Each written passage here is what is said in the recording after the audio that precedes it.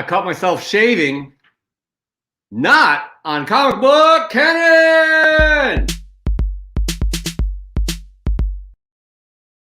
That's right. Friday night, decided to get all clean and shave and get all, just feeling comfortable. And I cut myself. I had to keep this on just to show you guys. But yeah, it's kind of a nasty nick, right? But, middle-aged man cuts his face. It's like the first time I'm shaving. It's embarrassing. But you know what's not embarrassing? Being here in front of you fine people talking about comics, a hobby that we love. And I'm here with my partner in crime, my good friend, Christopher. How are you? Oh, look at you. Hold on. Let's bring – no, that's not how I cut myself. I didn't shave myself. No, that was not how I thought I was the only one that played with knives around here. So. Yeah. No, I survived, though. Everybody, it's okay. I know you guys are all concerned. I'm good. You can see. Anyways, I'm really good because we're here Friday night, Comic Book Canon, another episode of Comic Book Canon. We got Tom Tormey in the house, our special guest co-host. If he passes his interview, he knows the routine, right? He knows the routine, as do all you people. So there's no guarantee that he will be a special guest co-host. So again, it all revolves around the interview. But you know what else we have, Chris? What is that? We have Fresh from the Comic Shop, and we have new rules that we're going to discuss later. But Comic Ozzy, a.k.a. Quentin, he was a winner, 2 weeks ago? I think he won the Amazing Spider-Man 55-second print. He's paying it forward. Right here? This one right here. He is paying it forward tonight. Let's just show this off. That is a 9.8. He's paying it forward tonight, giving it back to the community. He is here as well. He has a little trivia question for you guys. Whoever answers it tonight will win that slab. So we are super excited about that. So much to talk about. Let's just dive right in, Chris. We have some new.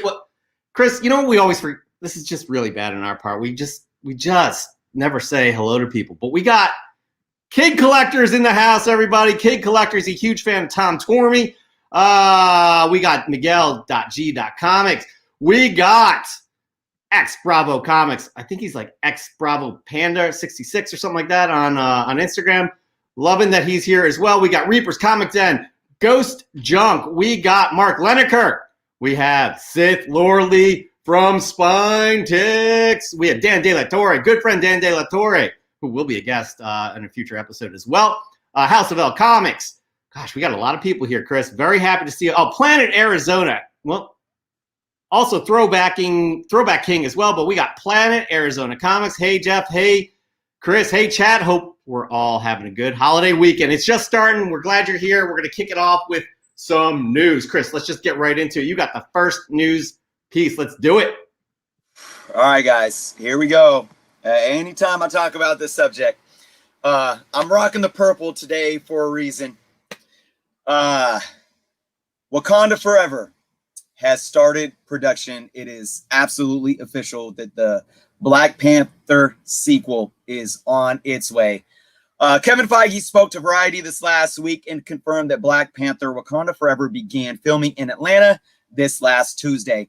With the release date just 1 year away, almost practically to the day. It's going to release July 8th, 2022. So with that release date, about just 1 year away, we knew that this day would come, and we knew that it would be a bittersweet moment. As fans are excited to see Wakanda's next chapter, we are also still heartbroken about Chadwick Boseman's passing, even 10 months after his death. Feige made a comment stating this, quote, "It's clearly very emotional without Chad, but everyone is also very excited to bring the world of Wakanda back to the public and back to the fans. We're going to do it in a way that will make Chad proud." So again, this is something that, at least for us in this generation and growing up through this, I don't think we're ever going to feel, we're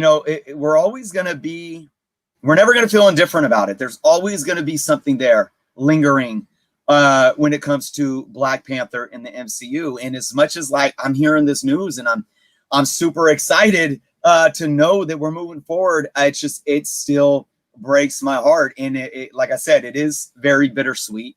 I can't wait for a year from now to be sitting in a movie theater, rocking my Chadwick, King Chadwick with the crown shirt. I'm going to be rocking that shirt. I already know it. Going into the movie theater and watching it probably come out crying like a baby. I'm very, all of us, fact. Yeah, seriously. So it's tough, man. I'm excited. It's bittersweet. There's no other way to express that, and it's a tough moment. Yeah, man, it is a tough moment. It's a really strange feeling. Anytime you see images of him on TV or see images of Black Panther, even reading the character in the comic books, is, for me, I can't speak for everybody here, but for me, it's just a weird, I don't want to say hollow feeling, but just like sad. You know what I mean? Just there's something sad about it, and it still resonates. But I'm happy that they're going to move forward, and they definitely put the time and effort, and I trust their creative abilities to make Chad proud, as they would say, to do something that honored his work, what he brought to that character. I'm getting goosebumps just talking about it, but like, I'm excited too, Chris, and I think they're gonna knock it out the park. I don't have any doubt, and I also don't have any doubt we will both be sobbing at some point during it, maybe walking out. I have no idea, but I will. I'm gonna be into right with the opening Marvel credit theme. Yeah, man. Yeah, they're probably yeah. Yep. Anyway, all right. Yep. Yes. Anyway, moving on to our next little tidbit of news that is right. It's more MCU news, guys. It is the Abomination indeed, if there was any doubt for any of you people that were doubting this. Kevin Feige put the Abomination in Shang-Chi question to rest. In an interview with Rotten Tomatoes, he says it's a fun thing to have a character that we haven't had on screen in over a decade show up again in the MCU. And to see fans on that little tag of the trailer recognize that and embrace, that is great fun. It's also, he is battling Wong there as well. So that's really cool how we're tying into these films that are over. Chris, this is probably 13 years ago, I do believe, that Incredible Hulk came out, because it started off with Iron Man and then Incredible Hulk. So I'm super psyched, again, that they're just doing callbacks. We knew Abomination is going to be in the She-Hulk Disney Plus series. That's exciting. So, but it's a shock that he's going to be in Shang-Chi, and super excited. Yep. Better be super excited that somebody's going to win this book in a contest for Journo's Comics, but that's for another day. That is for another day, and we can talk about that a little bit later. I do want to point out, though, he has changed a bit his look. You can notice the kind of like, he's almost got the... Look at this. Look at this. This is what's really cool. This is what's really cool. Show that one more time. Yep. All right. Now, look at that. Look at this. This is his first cover appearance. Hold on. Okay. Second appearance, first cover appearance. How like much of a cover swap is that still image right there? And he is almost comic book identical there. Look at that. And that's something we didn't see in that Hulk movie. That is something we did not see. He didn't have these kind of like fish fins as ears. That's what he looks like in the comic books. And I'm super excited about that, no doubt. Chris, you're super excited about this little nugget of news. I'm still playing with my Transformer toys. That's right, because we got even more Transformer news. Ron Perlman, man, OG Ron Perlman will be voicing Optimus Primal for the new Transformers film. We did report last week that this film is giving a running title, Rise of the Beast. While this week, Collider reported that Hellboy star Ron Perlman will voice Optimus Primal in the upcoming film. This isn't the first time Perlman has voiced the character, as he is returning to the role after voicing Optimus Primal in the Power of the Primes web series. The film will also be set in 1994, and it will feature Autobots and Decepticons, as well as the Maximals, the Terracons, and the Predacons. Is going to be freaking awesome. Now, here's the thing. Going into this news, Jeff, we did not have word. And I'm sitting there thinking, okay, look, are we going to have, we know that Optimus Prime is going to be in it. We know he's going to take a G1 form. He's going to be G1 retroed out, which I'm ecstatic about. But I'm like, man, are we going to get the one and only living legend, Peter Cullen, behind Optimus Prime? Right? How could you not? Right. Well, before, here's the thing. He had some discrepancies with what went down on Bumblebee. I don't know if you remember that happening. No. But he has also gone on record that he wants to be able to voice Optimus Prime as long as he's alive and as long as he has a voice. It was just announced on a Transformers website. Now, guys, I'm not this isn't an official confirmation. I saw it right before the show. A Transformer website did say that Peter Cullen will be returning side by side with Ron Perlman. I don't know if it's fact. I don't know it's true, but I'm keeping my fingers crossed that this is going to happen because those two are beast in and of themselves. Playing words there. And that will be just freaking awesome.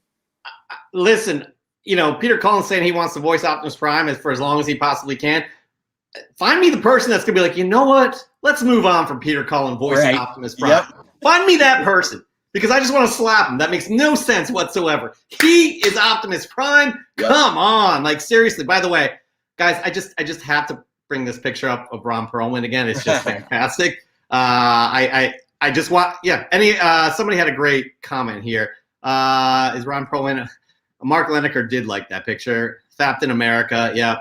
And is Ron Perlman unhappy with his contract, Dan De La Torre? I don't think so. I think he's ecstatic. I really do think he's ecstatic. Yeah. But that's his way of saying hello. Yeah, probably. But I'll tell you what, I never followed like Beast Wars or anything like that, so I'm just checking out. I just wanted to pull up, some of the characters here. You got Optimus Primal up top. I'm not sure who the other ones are. This is from IDW comic book, but I'm super psyched that they're going to continue on, especially with the G1. Like, Bumblebee was amazing because Michael Bay, all he was a producer in the background. Bumblebee was outstanding. Yep. I'm super psyched just to hear the direction they're going with this. And it's just fresh and just not horrible like Michael Bay's production. I'm tired of that. And, we shall see. All right, moving on, though, we have some more news. And, guys, this y'all know how Chris and I love us some Spider-Man. That's our favorite superhero of all time. That will not change. And we got some news today. Actually, yesterday and today, we got Spidey suits galore. That is right. Super exciting stuff. Super exciting images. So let's just get into it because there is a lot to talk about. There was a leak, the Lego leak for new. The leaks for the new Spider-Man film are now officially upon us. First, a Lego set revealed our first potential look at Tom Holland's new suit. Side note, by the way, this appears to be the Sanctum Sanctorum with Spidey, MJ, Doctor Strange, and Wong all in there. You can't really see up in the top right corner. He's there. What you can't see that well is it's red, blue, and gold, similar to Endgame and the Iron Spider suit. But that's right. We have another image that actually, I'm not going to say it's confirming it, but this looks pretty much like concept art to me. Spider-Man Venom 69 posted this image of what looks to be artwork of the film. Now, this does not mean it's official, but it looks a lot like what was leaked from Lego in that top right corner.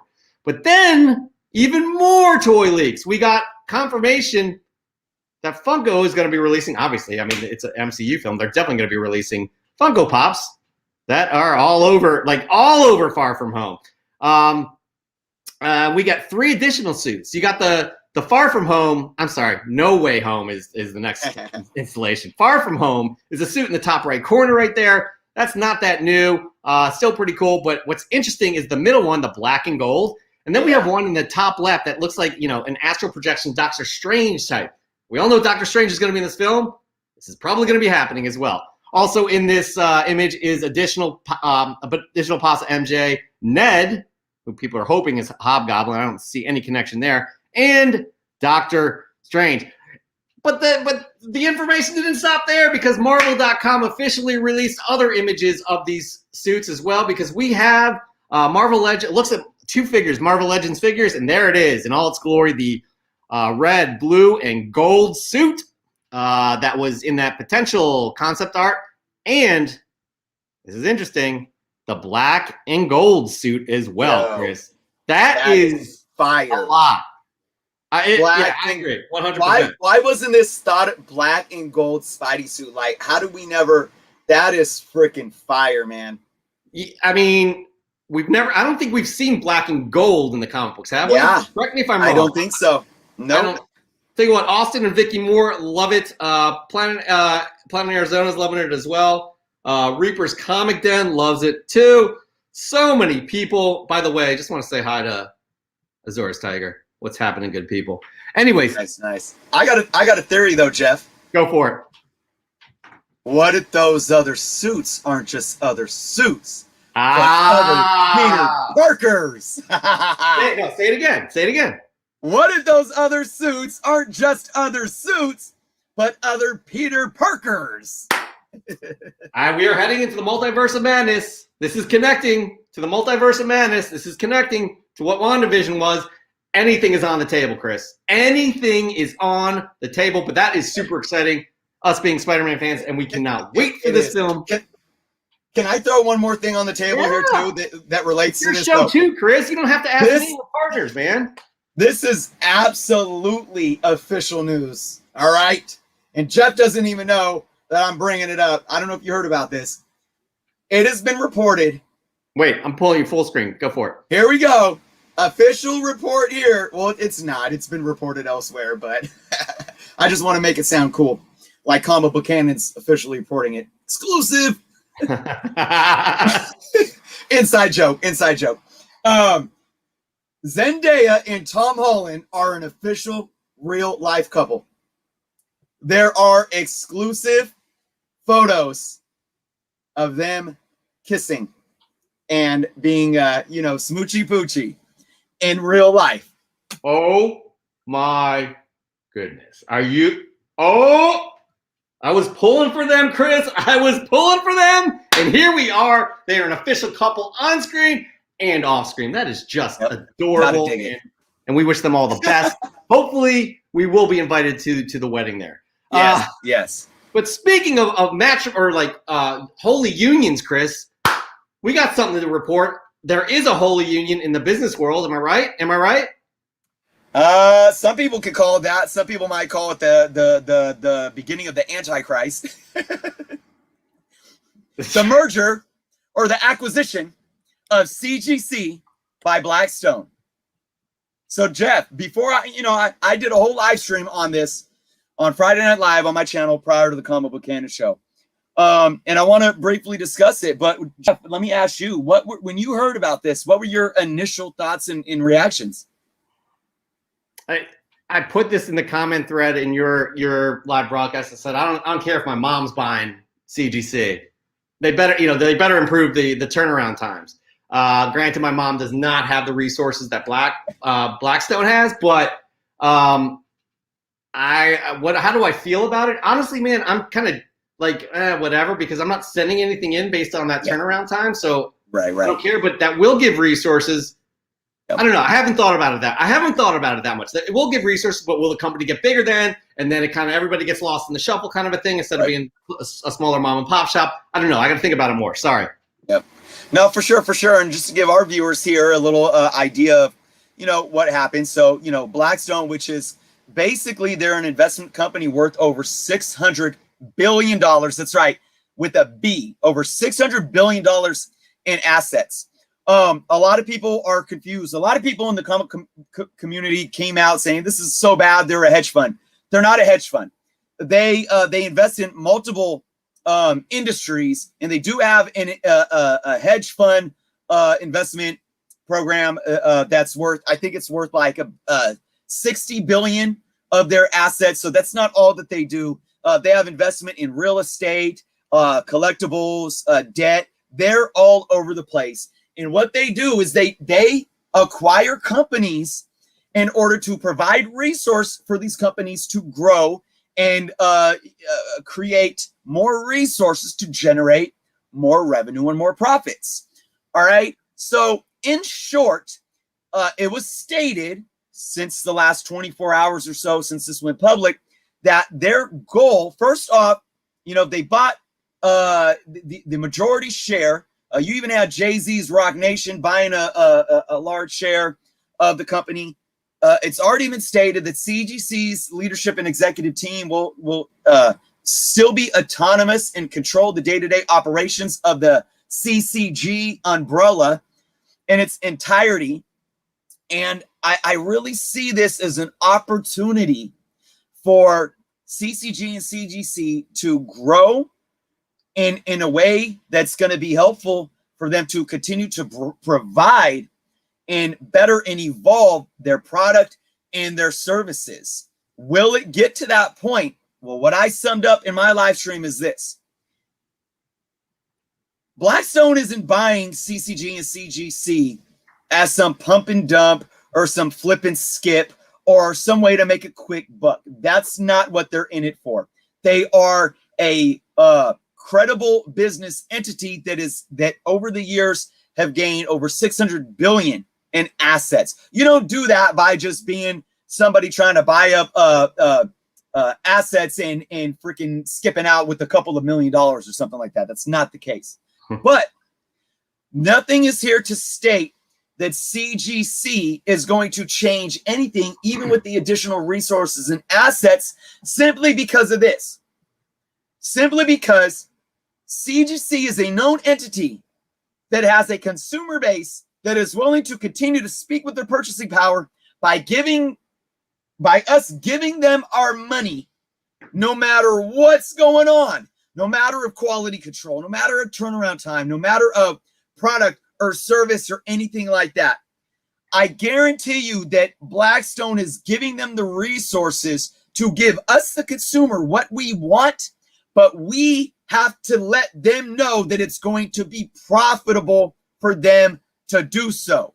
So what does that mean? We have to speak with our purchasing power and our purchasing dollar to say, we demand quicker turnaround times. We demand better quality control. We demand an evolved system that works for the benefit for us, because they can take those resources given from Blackstone and keep doing what they're doing. And as they meet, if the CCG execs sit down at the annual meeting or the quarterly meeting and Blackstone says, okay, what do you have to report to us? And CGC says, well, guess what?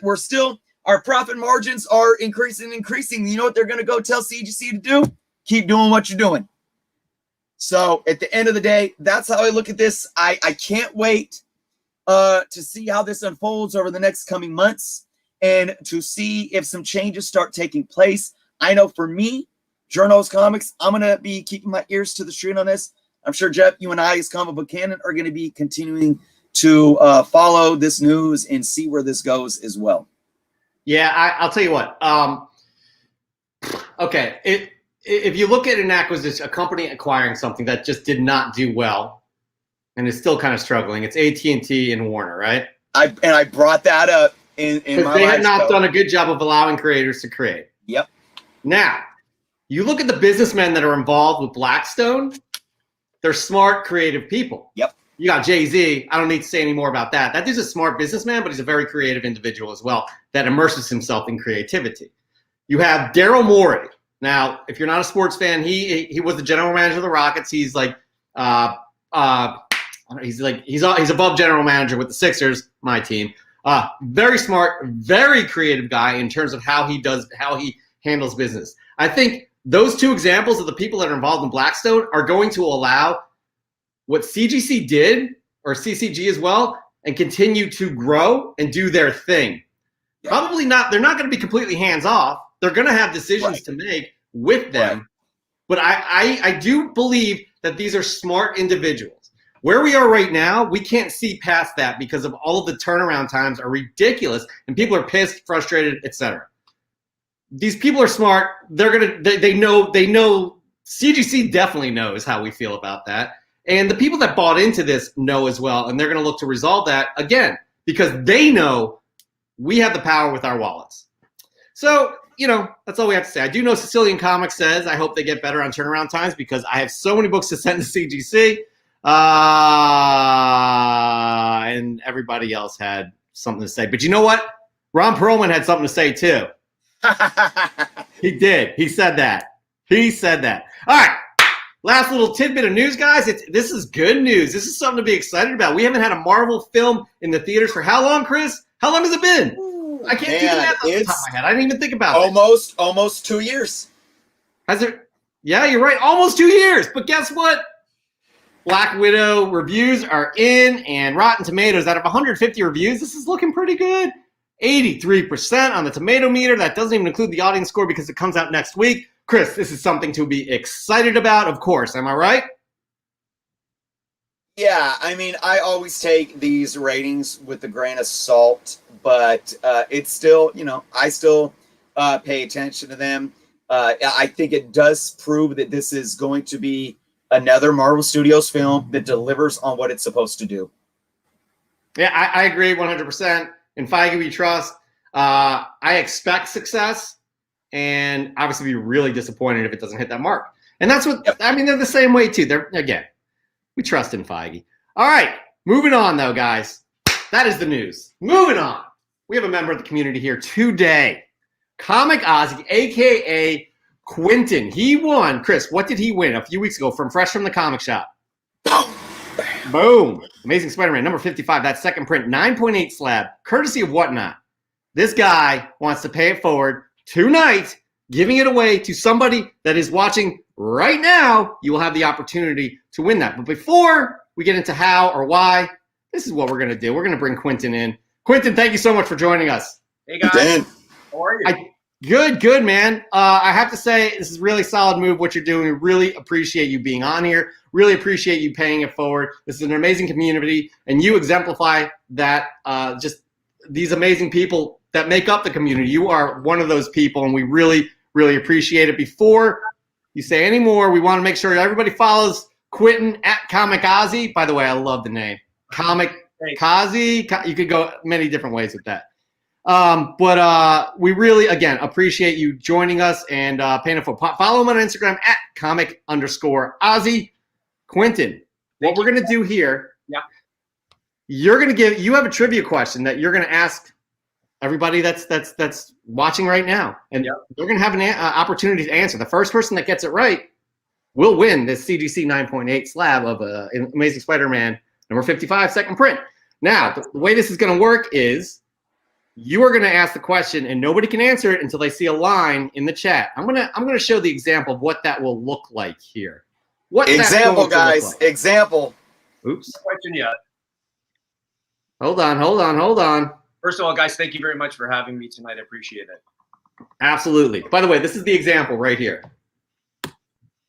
In the chat, there's going to be a line. You have to answer below that. So so Quentin will be asking this question. But before you do, we want to get to know you a little bit better. Sure, go ahead.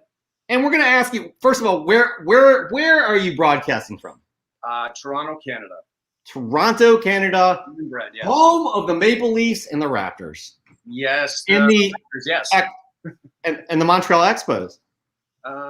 No, not anymore. I just saw Chris's cap. He's got the wrong one. Yeah. I'm just trying to. Yeah, I know. I should have worn my my Blue Jays hat today, but yes, that would have been better. I was off. I have my for Chadwick as well. So.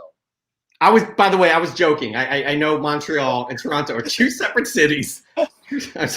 Bad joke. Anyways, but so you're obviously a comic book collector.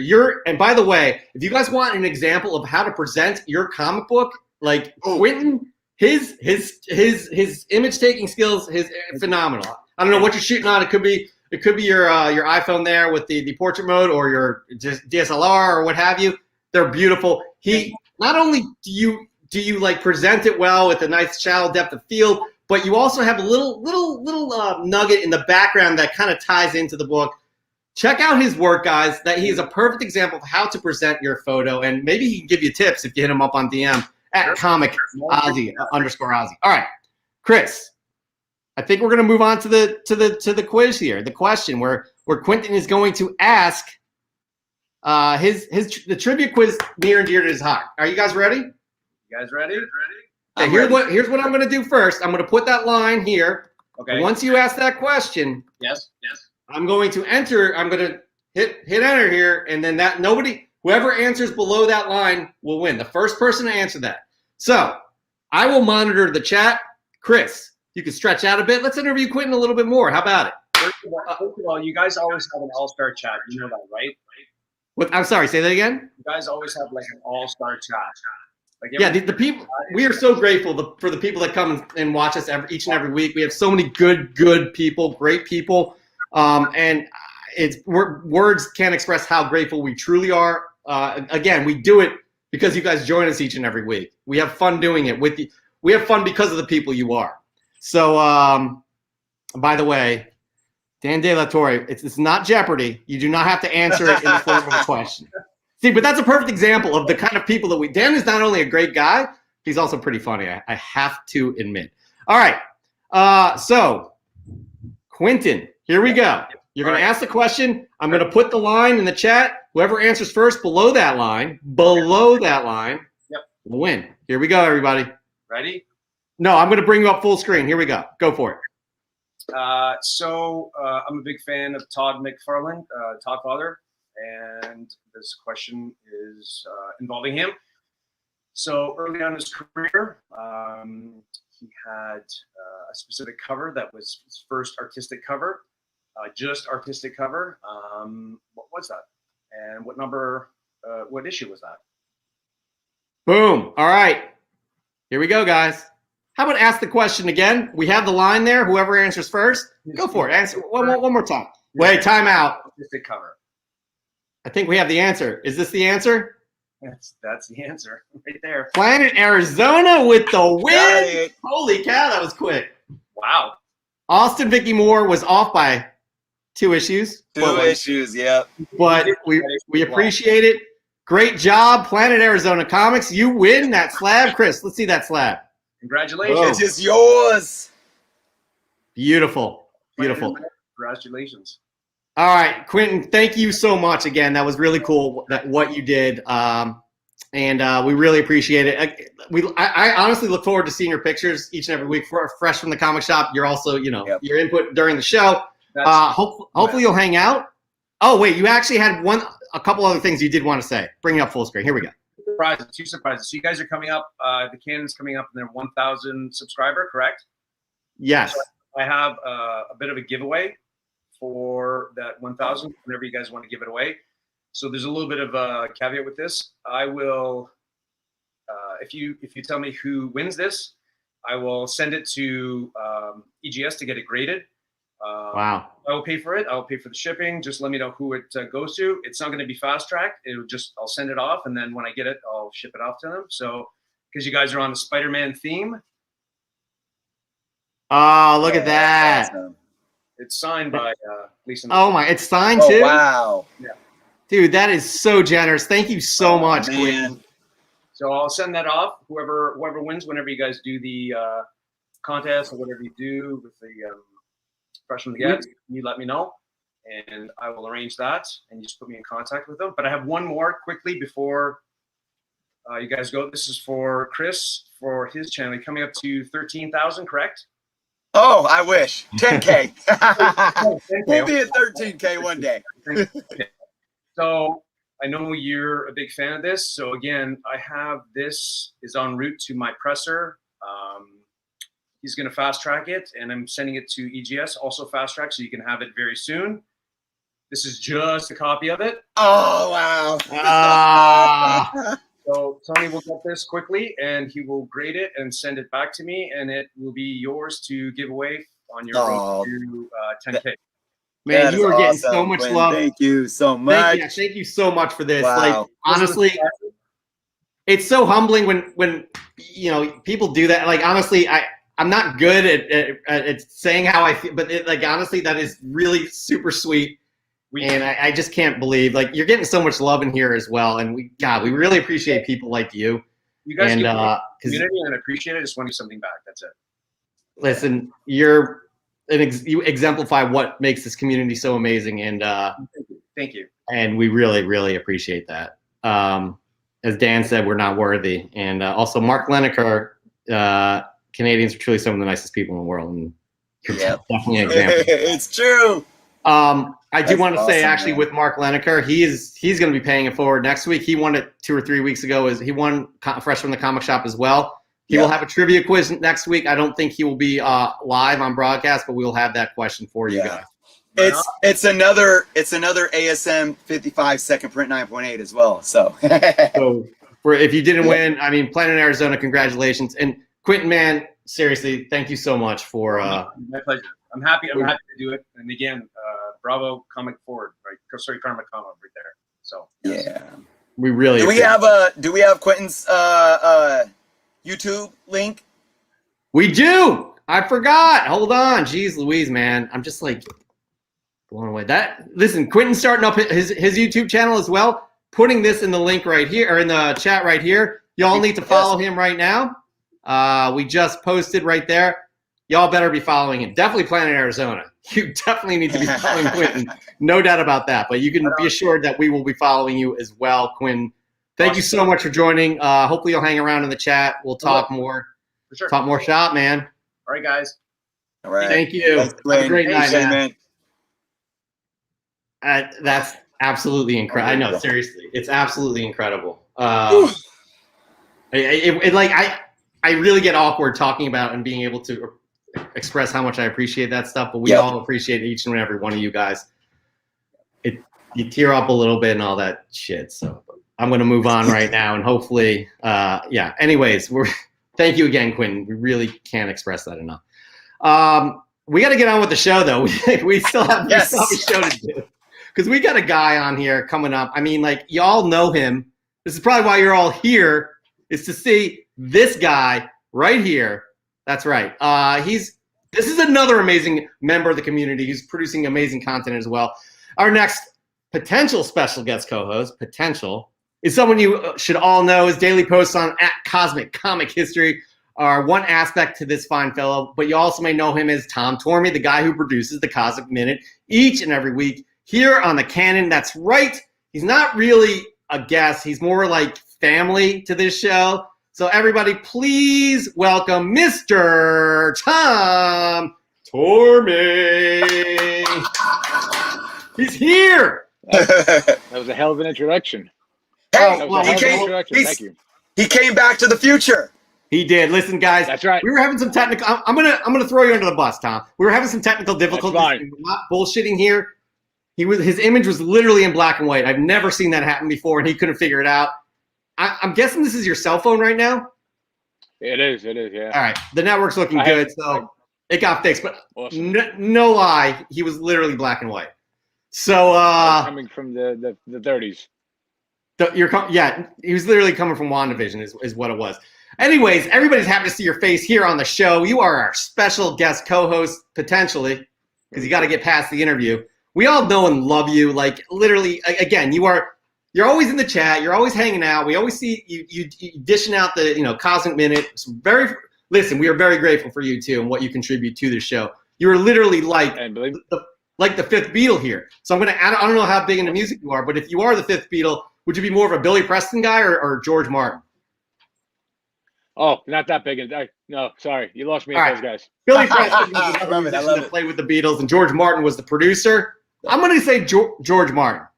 Yeah. I'll be George Martin. Yeah, I'm behind the scenes kind of guy. Okay. There you go. Perfect. So that answers that. But again, I'm going to start off by saying this too. If you guys are not following Cosmic Comic History, each and every day, Tom dishes out some comic book goodness, nuggets of comic book history. You all need to follow him now. He does amazing work, as you guys know from watching the show, The Cosmic Minute. But again, his daily Instagram content is just absolutely fantastic. Now, not many people know this, but you are. I'm sorry, say it again. I said I've gone a little off the rails lately with my content. I think at this point I've always just published what I want, but at this point I think I'm just losing my mind with the stuff that I'm publishing. If you've taken a look at some of the odder stuff lately. But it's still fun. It's showing a different side of you and your personality, which is what we love. So again, we had you on as a historian like a year ago in an interview, and we're just like, we got to get this guy back on. He's not a dry, boring person. I just assumed. No, you hopefully a correct assumption. I don't know. No, you're differently, but full of personality, and again, you add a lot to the show. You bring smiles to my face, and I know a lot of other people as well. But not many people know this, but you're also a teacher. Can you tell us what led you to that profession?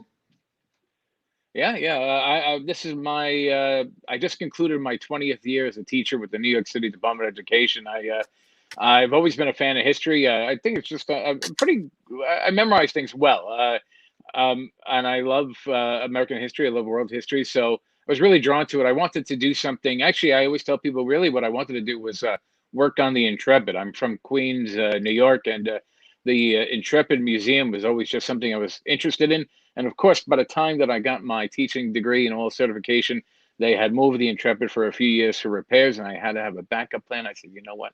let's work for the city. I thought that was a pretty safe and secure job. And, you know, I was a little iffy about whether or not I was going to stay at first. I was a security guard at the time, so I kept that job for a while. And, you know, the first couple of days were rough. You know, I remember, I always tell people, at the end of the day, I came in, I thought, bear in mind, I started teaching in 2000. So I don't know if you guys remember Hanging with Mr. Cooper. Do you remember that show? Mhm. Anyone remember? Yep. I love that show. And I thought, man, I'm going to be that guy. I'm going to go into the classroom. I'm going to be the coolest guy imaginable.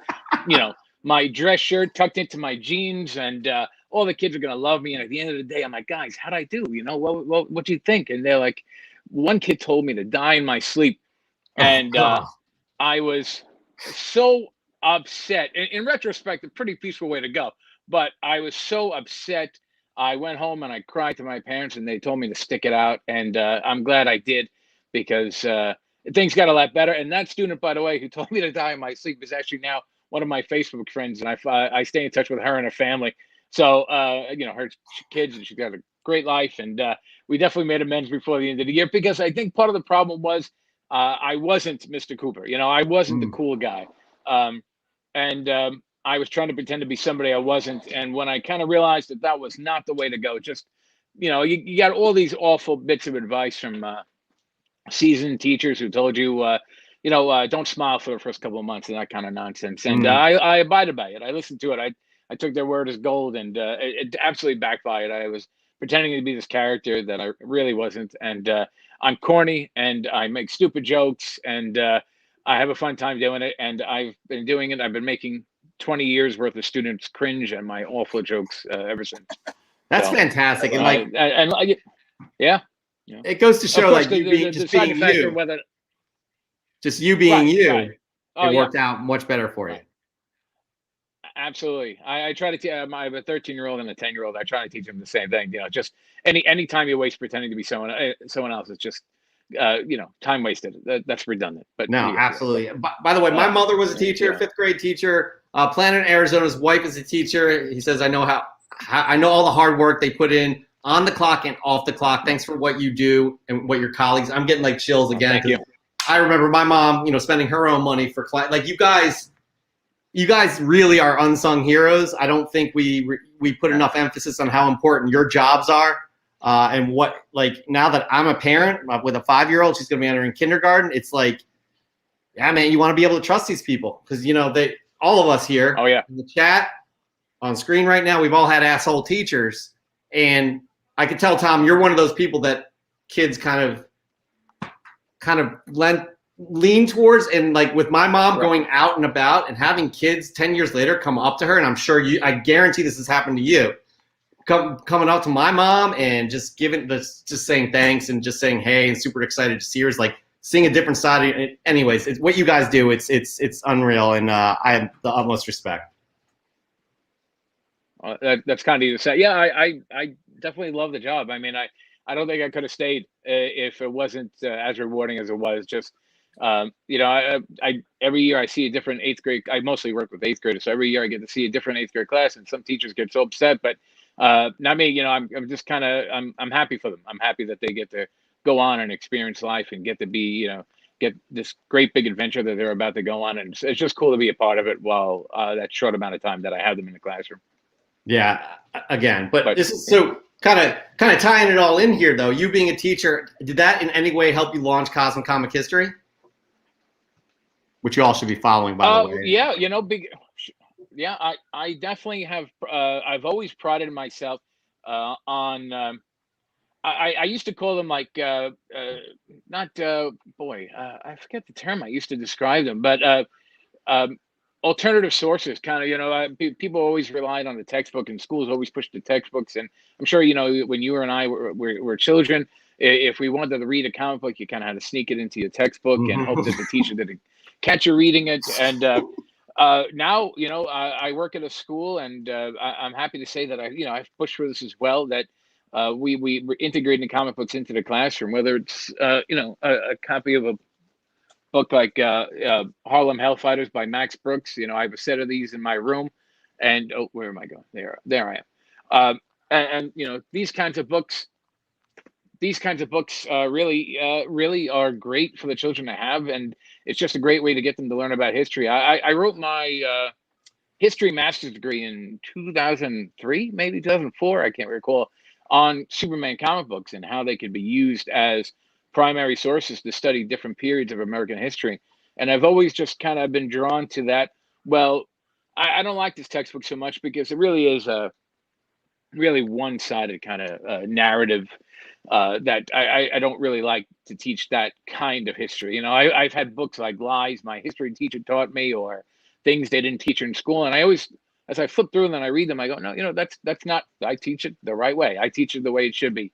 So I'm pretty prideful about that. And you know, whether it's using comic books in a classroom or using Iron Giant to teach about the Cold War, or Godzilla to teach the 1954 Godzilla That's to so teach cool. about the atomic fallout. So there's so many different sources that can be used, and I've always pushed for that in my classroom. Not to say that I'm some kind of pioneer by no means, but certainly in my tiny little school building I am. But not in the larger aspect, absolutely not. But there are other people who have prided either on incorporating comic books into the classroom or the production of comic books into the classroom. So either you're consuming them like by reading, or you're creating, and either way, you're taking part in either a great art form and a great form of writing. So I've always enjoyed doing that, and God willing, I'll keep doing it for another 20 years. Yeah, and yeah, we hope for that Well, as no, well. no, 13 years. I want to retire in 13 years. Yeah. All right, well, however long you want to do it then. Now, before we get into Chris's part of the interview is always the most important. That's what we kind of weight a lot of our decision if you're going to continue on as a guest co-host, because again, this is still not guaranteed. You're a wonderful human being. We love you. Right. You add so much to this, not only this community, no.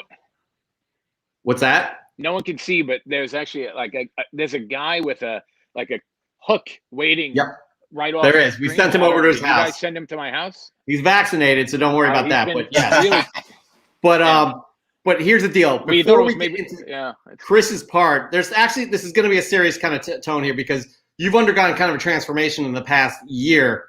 You want to tell us about how you've lost an incredible amount of weight. It's safe to say you're healthier now than you were a year ago. Is that correct? That is absolutely 100% correct. Yeah. So tell us about that journey. And for my teacher, gladly. For my teacher friends in the audience, you might relate to this, because when the world went on lockdown in March of last year, I immediately got sick. Not COVID related. It didn't have any symptoms similar to it, but I got sick, and every time that I'm on vacation, my body always shuts down. If I'm on vacation June 1st, then June 2nd, I get sick. And I thought nothing of it, and it progressively got worse and worse. And so we started out in March, and by really June, July, I was not doing well, lethargic. I was not sleeping well at night. I was downing gallons and gallons of water per day. I wasn't eating right, of course. If you actually look back to my first opportunity to be a part of this program. That's me in July of last summer. That's me in July last summer, and the one on the right is just maybe a month or two ago. But yeah, I started to get real sick. And of course, my wife every day was saying, you need to go to the doctors. And of course, I kept saying, I'm going to be fine, because I'm stubborn and pig-headed, and I don't listen when I should. And the more time passed, the more energy I did not have, the desire to get up in the morning. I was depressed, and a quick storm rolled through my town, and in my morbid curiosity, I wanted to walk out and see some of the damage that I had caused to my own house, or just to to the neighborhood. And I ran into a friend and started talking, and within a few seconds, I couldn't speak anymore. My mouth had gotten so dry that words were not forming. I ran home. Well, not ran. Look at me. I wasn't running anywhere. I walked home as fast as I could, and I downed the gallon of water. My wife was like, "You need to go to the doctor." And I said, "All right, you're finally, you're right. I'm going to go." I went to the doctor, waited a day or so. The blood results came back, and my blood sugar was something like 550, something like that, like some outrageous, unhuman number, which should have been death or coma. Um, and she immediately said, you're a type 2 diabetic. Now, that came as a surprise to me. It should not have, because I had gone earlier, about a year prior, and she said, you're pre-diabetic, but my dumbass heard not diabetic. And and I just continued to eat and drink the way, the hedonistic lifestyle. I don't know if you remember that scene of Naked Gun at the end where George Kennedy's at the ball game, and offhand he's just eating a hamburger, and then he takes a bite of a piece of cake and downs a beer, and that was pretty much my lifestyle. Like if I said I'm going to the beach, that meant packing like a 12 pack for the beach, and that meant packing tons of snacks. And that it was just really a really fun way, but terrible way that I was going. And I was in complete denial. I always tell people that Captain America shirt was my thin shirt. That was the one that I wore to kind of hide my pleasant plumpness. And obviously, looking back on it, I was very much delusional about it. So they put me on medicine, and I actually went blind for about a month. Whoa. I'm not sure if it was related to the medicine or related to the high blood pressure, but from I think July through like late July through August, maybe early September, I just my vision, I couldn't have seen anything that was right in front of me, especially in the house. I spent every second I could outside in the light, because that was the only way I could kind of make out what I was seeing. And I was scared to death. I thought I was either going to die or go blind. So they put me on all the medicines, and I said, give me whatever you got to take, whatever I got to take. I'll take 20 of it. I don't care, as long as I never have to look or feel that way again. And my doctor told me what to eat, and I abided by it. I listened, and I still kind of get anxiety that I'm going to go back to that way. So I was actually just telling my wife that I found a sugar-free licorice that I thought it was really good, but it was so high in carbs that I had like a little panic attack, which I'm a little too nuts about it. But I've managed to shed about 145 pounds in a year. I was around 400 pounds, and now I'm about 265. No, 255, and give or take. But I've been trying my best to stick to the diet, and I've been very active. I ride my bike a couple miles every day, and or I'll walk or do whatever it takes. Because of that, I was able to apply for and be remote this year. So I taught from home, which really is and for anyone who had students, children that were learning, I will tell you, it was great on my part to be able to teach in my pajamas and sit back in a recliner, but it's certainly not the most effective way to learn. And God willing, we'll never go back to that kind of stuff again. But it allowed me to kind of cook and prepare meals and things that I probably wouldn't have been able to do if I was shooting into the school building every single day. I'm hoping that when I return, I had to come up with a kind of plan for September if I want to keep that going. But it has afforded me a lot of time to kind of refocus certain things, and pursue some of my passions and my hobbies, and running Cosmic Comic History is one of them. And I think I shared with you guys last week. And is it okay if I talk about the spoiler, like literally spoiler, the name of the magazine? Yeah. Congratulations on that. Thank you. Definitely. Yeah, I recently got an email, and I'm always wary of emails that I get through the social media account. Sometimes either they want me to sell my blood, or they want me to. I don't know. They always want something weird. So generally, I'm very wary of leery of anything that I get in the mail. But I got an email from a gentleman named Kent who worked for runs or works for a Comic-Con radio, and he said that he had been a follower of mine and liked the way that I wrote, and was asking me if I was interested in doing comic reviews for a magazine called Spoiler. And of course, I said I was interested, but wanted to hear more. I was waiting for, always waiting for the other shoe to fall, kind of waiting for, okay, yeah, we would love to work with you. We just need access to your bank account. Kind of, I was waiting for that kind of stuff, but it never came. I spoke to the gentleman on the phone. He put me through to his editor in chief, and within a few days, I was signing non-disclosure agreements and working for Spoiler magazine. So I'm teaching. I run an after-school program, and now hopefully in the new year, I should have my first article published in August. That's awesome. So I'm very happy about it. I mean, it's nice to have my name not in the police blotter. It's pretty cool to have my name somewhere else. So I'm pretty happy about that. Listen, that is outstanding. Again, by the way, 140 pounds is no joke. That's a human being you've shed off yourself. We're very happy that you're super healthy, and not only healthy, you're definitely you're getting your hands in all these other things too. So it just sounds like everything is going great for you. And listen, it couldn't happen to a better person. Everybody's just like giving you props here. Like, look at all these people. They love you, as do we. Oh, that's awesome, guys. Thank you, everybody.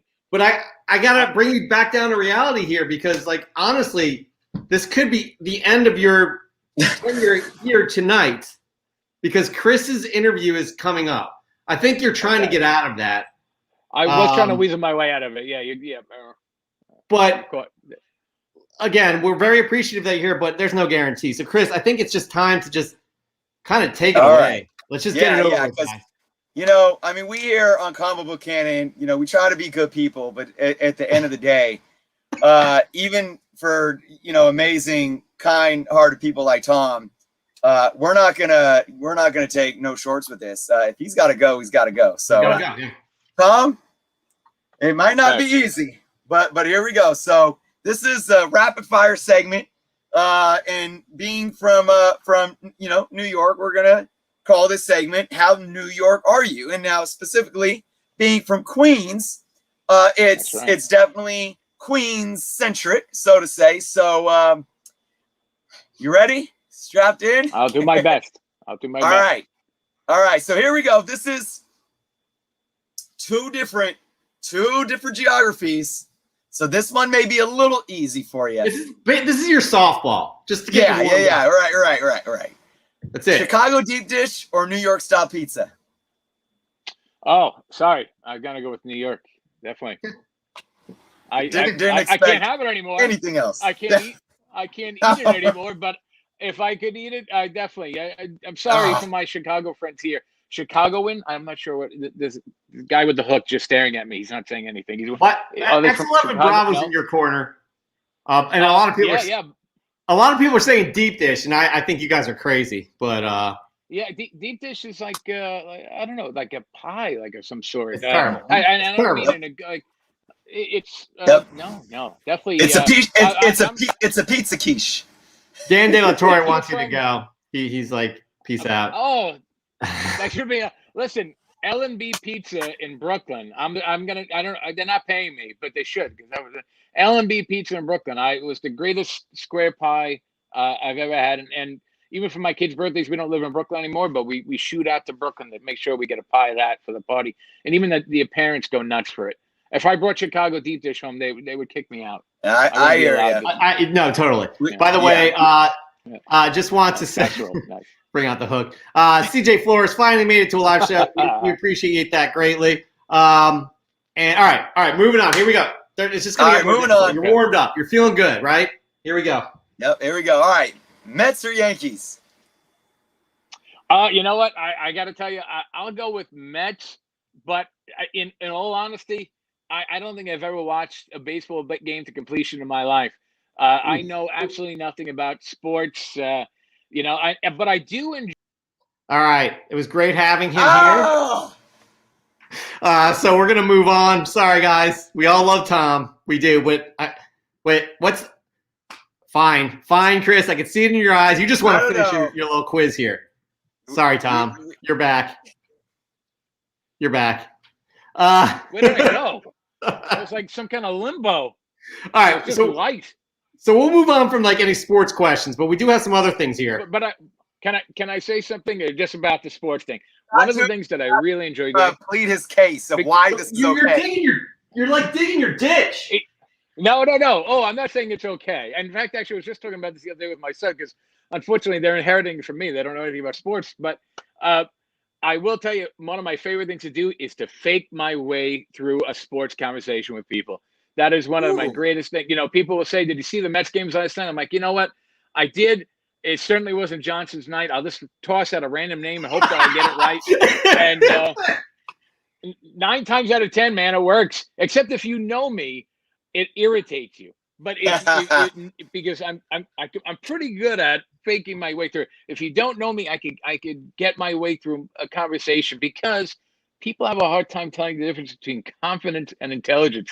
And I say things that are stupid, but I say them confidently, and people tend to believe it. Yeah, we appreciate the honesty too. That's a plus right there. That's good. That's a smart way to approach things. That helps you out there. You know what? In my personal life, when again, just to refer to my first year teaching, I was so nervous. I turned down a job in my first year teaching because I was afraid that the students were going to know more than me. Because I wasn't exactly the most gifted scholar in college. You know, I spent more time in my fraternity than I did probably in the classroom, and I was really nervous about going right out. But I've learned over the years that it's okay to say I don't know. And I used to think that I had to kind of weasel my way, or even sometimes just fake an answer. But it's okay. I don't know. So when it comes to sports, I don't know. But I'm glad people enjoy it. It's just all right. We'll give them a pass. I'm glad that you said Mets because as a Giants fan, and the Mets being the expansion team to replace, I appreciate your answer, even if you had to fake the funk a little there.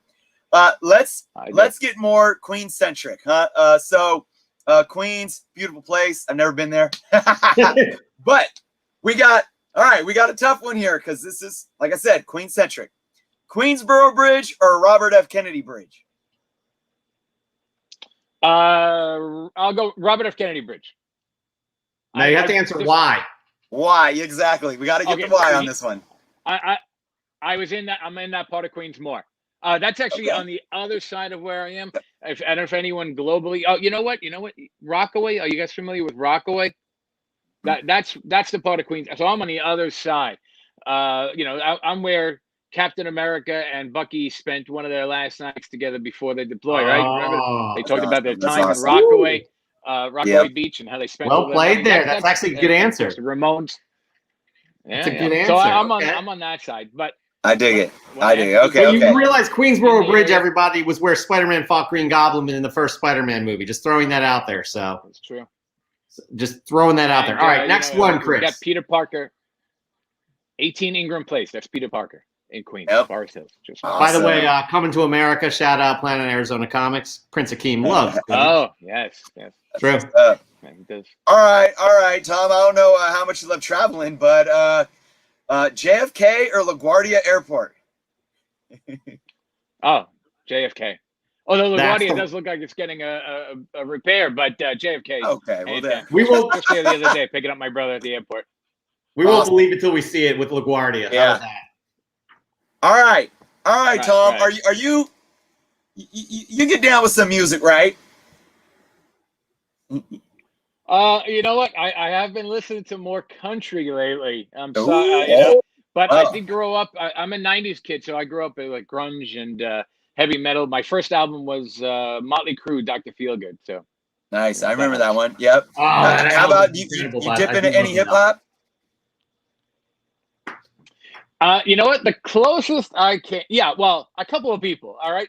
So, but I'm nerdy. So remember, usually my nerdiness bleeds over to other things. Like, for example, I had Ice Cube's The Predator album, but that was I love that album. It sampled. Yeah, it sampled. That was Today's a Good Day, right? That one, and they constantly sampled Predator 2, and that was the reason I like that. I liked the Soul Assassins, Cypress Creed, House of Pain, Funk Dubious. I don't know if you guys remember. They were you're on some West Coast.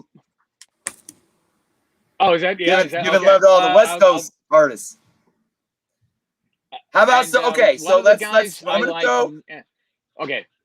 I got to throw some Queens artists at you. And again, you already said, you're a fake the funk. Yeah. So if you got to fake the funk here, we'll see. Okay, so who would you choose? 50 Cent or Mobb Deep? Are you familiar with Mobb Deep? I have no idea who the other one is. No, I'll go with 50 Cent then. That's fine. You really can't get it wrong. That's fine. That's fine. No, We don't want to put this on him. If my brother is watching this right now, he's probably going crazy because he loves all kinds of music. He knows everything. I haven't bought a new album since the Replacements broke up in the 80s. So Mobb Deep and 50 Cent would definitely they'd be closer to the Replacements than now, I think. Yeah. I think you might be you might do decent with this next one. How about this one? Jay-Z or Nas? Oh, Jay-Z. I like Jay-Z's what's that? The Collision album or the one with Linkin Park? That's one of my favorites to listen to when I work out. Okay, yep. Interesting enough, though, Nas is from Queens, Jay-Z is from Brooklyn. Fuck. Yeah, that's all right. That's all right. I like, you. Yeah. You at least you were honest in your answer, and it was a solid answer. All right. These are now. You may know a little bit about this. Being back in the day, we're getting down in the 80s here, and they're both Queens artists. So you might know a little. Rakim or Cool G Rap? Oh no, I don't know either one. No. Oh my gosh, no. All right. You know, give us an answer and make us believe you. What were the options again? Rakim or Cool G Rap, and just make us believe you know what you're talking about. Okay. Well, Cool G Rap had much better beats, and his music was absolutely more reflective of the community and the time in which he grew up in. And I mean, honestly, the videos were just so much cooler.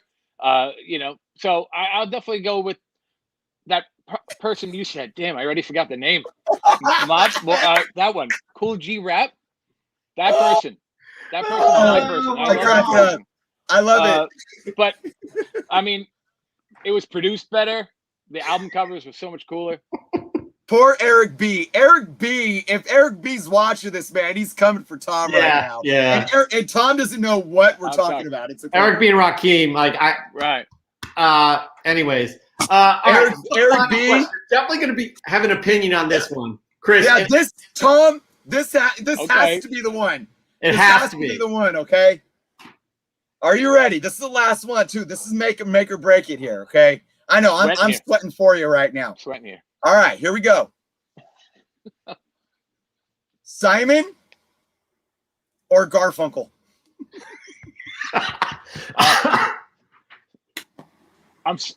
Listen, I love art, but I got to go with Paul Simon.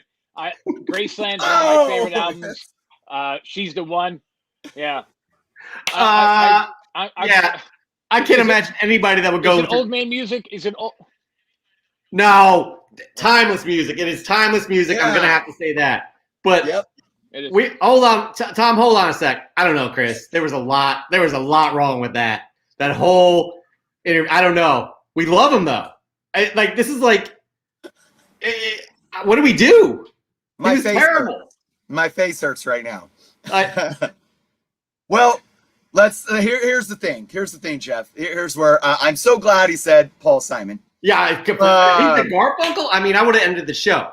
Yeah. I'm so glad that he wasn't letting, who was it, his brother? I'm so glad that he was not letting his brother fly to LaGuardia. I like that he's keeping it in his vicinity with the Robert F. Kennedy Bridge. Robert F. Kennedy was the greatest president that we never had. I will say, man. I mean, just he said the right thing about the Mets, although he was faking the funk. But just the way that he trashed Rakim, one of the greatest to evolve the game. I got. Look, man, y'all know I'm pretty connected, and I'm gonna have Eric B hitting me up real quick, being like, "Yo, Oni Ounce, your boy Tom, man. So here's the thing. Here's what I think we need to do for Tom because we love him so much. Yeah, what do we do? If we just cut the string right now, I might fear for his safety because I think people are going to be picking up the pitchforks. So Yeah. I think we need to allow him to stay on the show as a guest co-host to redeem himself because you know what Tom does good? Comic books. That's true. All right, let's have a sit down with him. Bring him back. By the way, everybody in the chat is wanting him back. Oh, look at that. Look what we did here. Look what TS did here. What's a journal and all the bridge questions? Sounds like troubled water. I like what you did there, TS. I like what you did there. All right, Tom, this was very conflicting. Tough one. Yeah, you're back, but we're having a little sit down here. You need to redeem yourself with comic books and talking comic books and your knowledge of comic books, which we know you're confident in. I mean, you do come across confident in the things you don't know. The things you do know, it's like. So we're going to continue on, everybody. Congratulate Tom. He is officially a guest co-host of Comic Book Canon with an asterisk right by it. But we will be moving on. We will be moving on. X11, one of us. Ain't it true? Congratulations. All right. Moving on, though. We do this thing each and every week. Thank you. I'm glad to be here. We're happy to have you. We do this game all the time. It's just we're having much more fun with you. We do this thing each and every week. Appreciate it. We listen, guys. We do this thing each and every week, where you guys get to show off your books. The past month, we've been sponsored by Whatnot, and they have provided us with those amazing slabs. And guess what? That's going to continue on. A little bit differently, though. But Chris, what are we talking about here? What's next? All right, everyone. So, what's the segment? What's the segment? Oh, yeah. Before we get into that, I mean, the segment is fresh from the comic shop. Fly from the pressing salon. We all know it. We all love it. We love all sharing our comic books with each other. That's what the opportunity is for you guys. Chris, you were about to say something. Let's go for it. Let's talk. Yep. Let's put some things into context here. Big shout out to the Whatnot app for everyone participating over the last month to win these CGC 9.8 slabs. Big shout out to Comic Ozzy, paying it forward, Planet Arizona. Congrats for winning this guy. So, I'm happy to say here on behalf of Jeff and on behalf of Whatnot, we are continuing our partnership with the Whatnot app.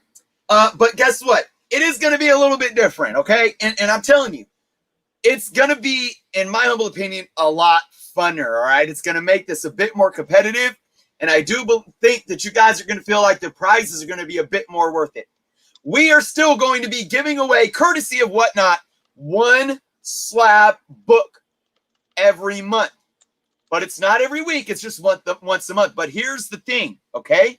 Instead of having you all submit your entries every week and we pick 2 finalists, we are going to have you submit your entries every week, and we're going to pick a finalist for each week.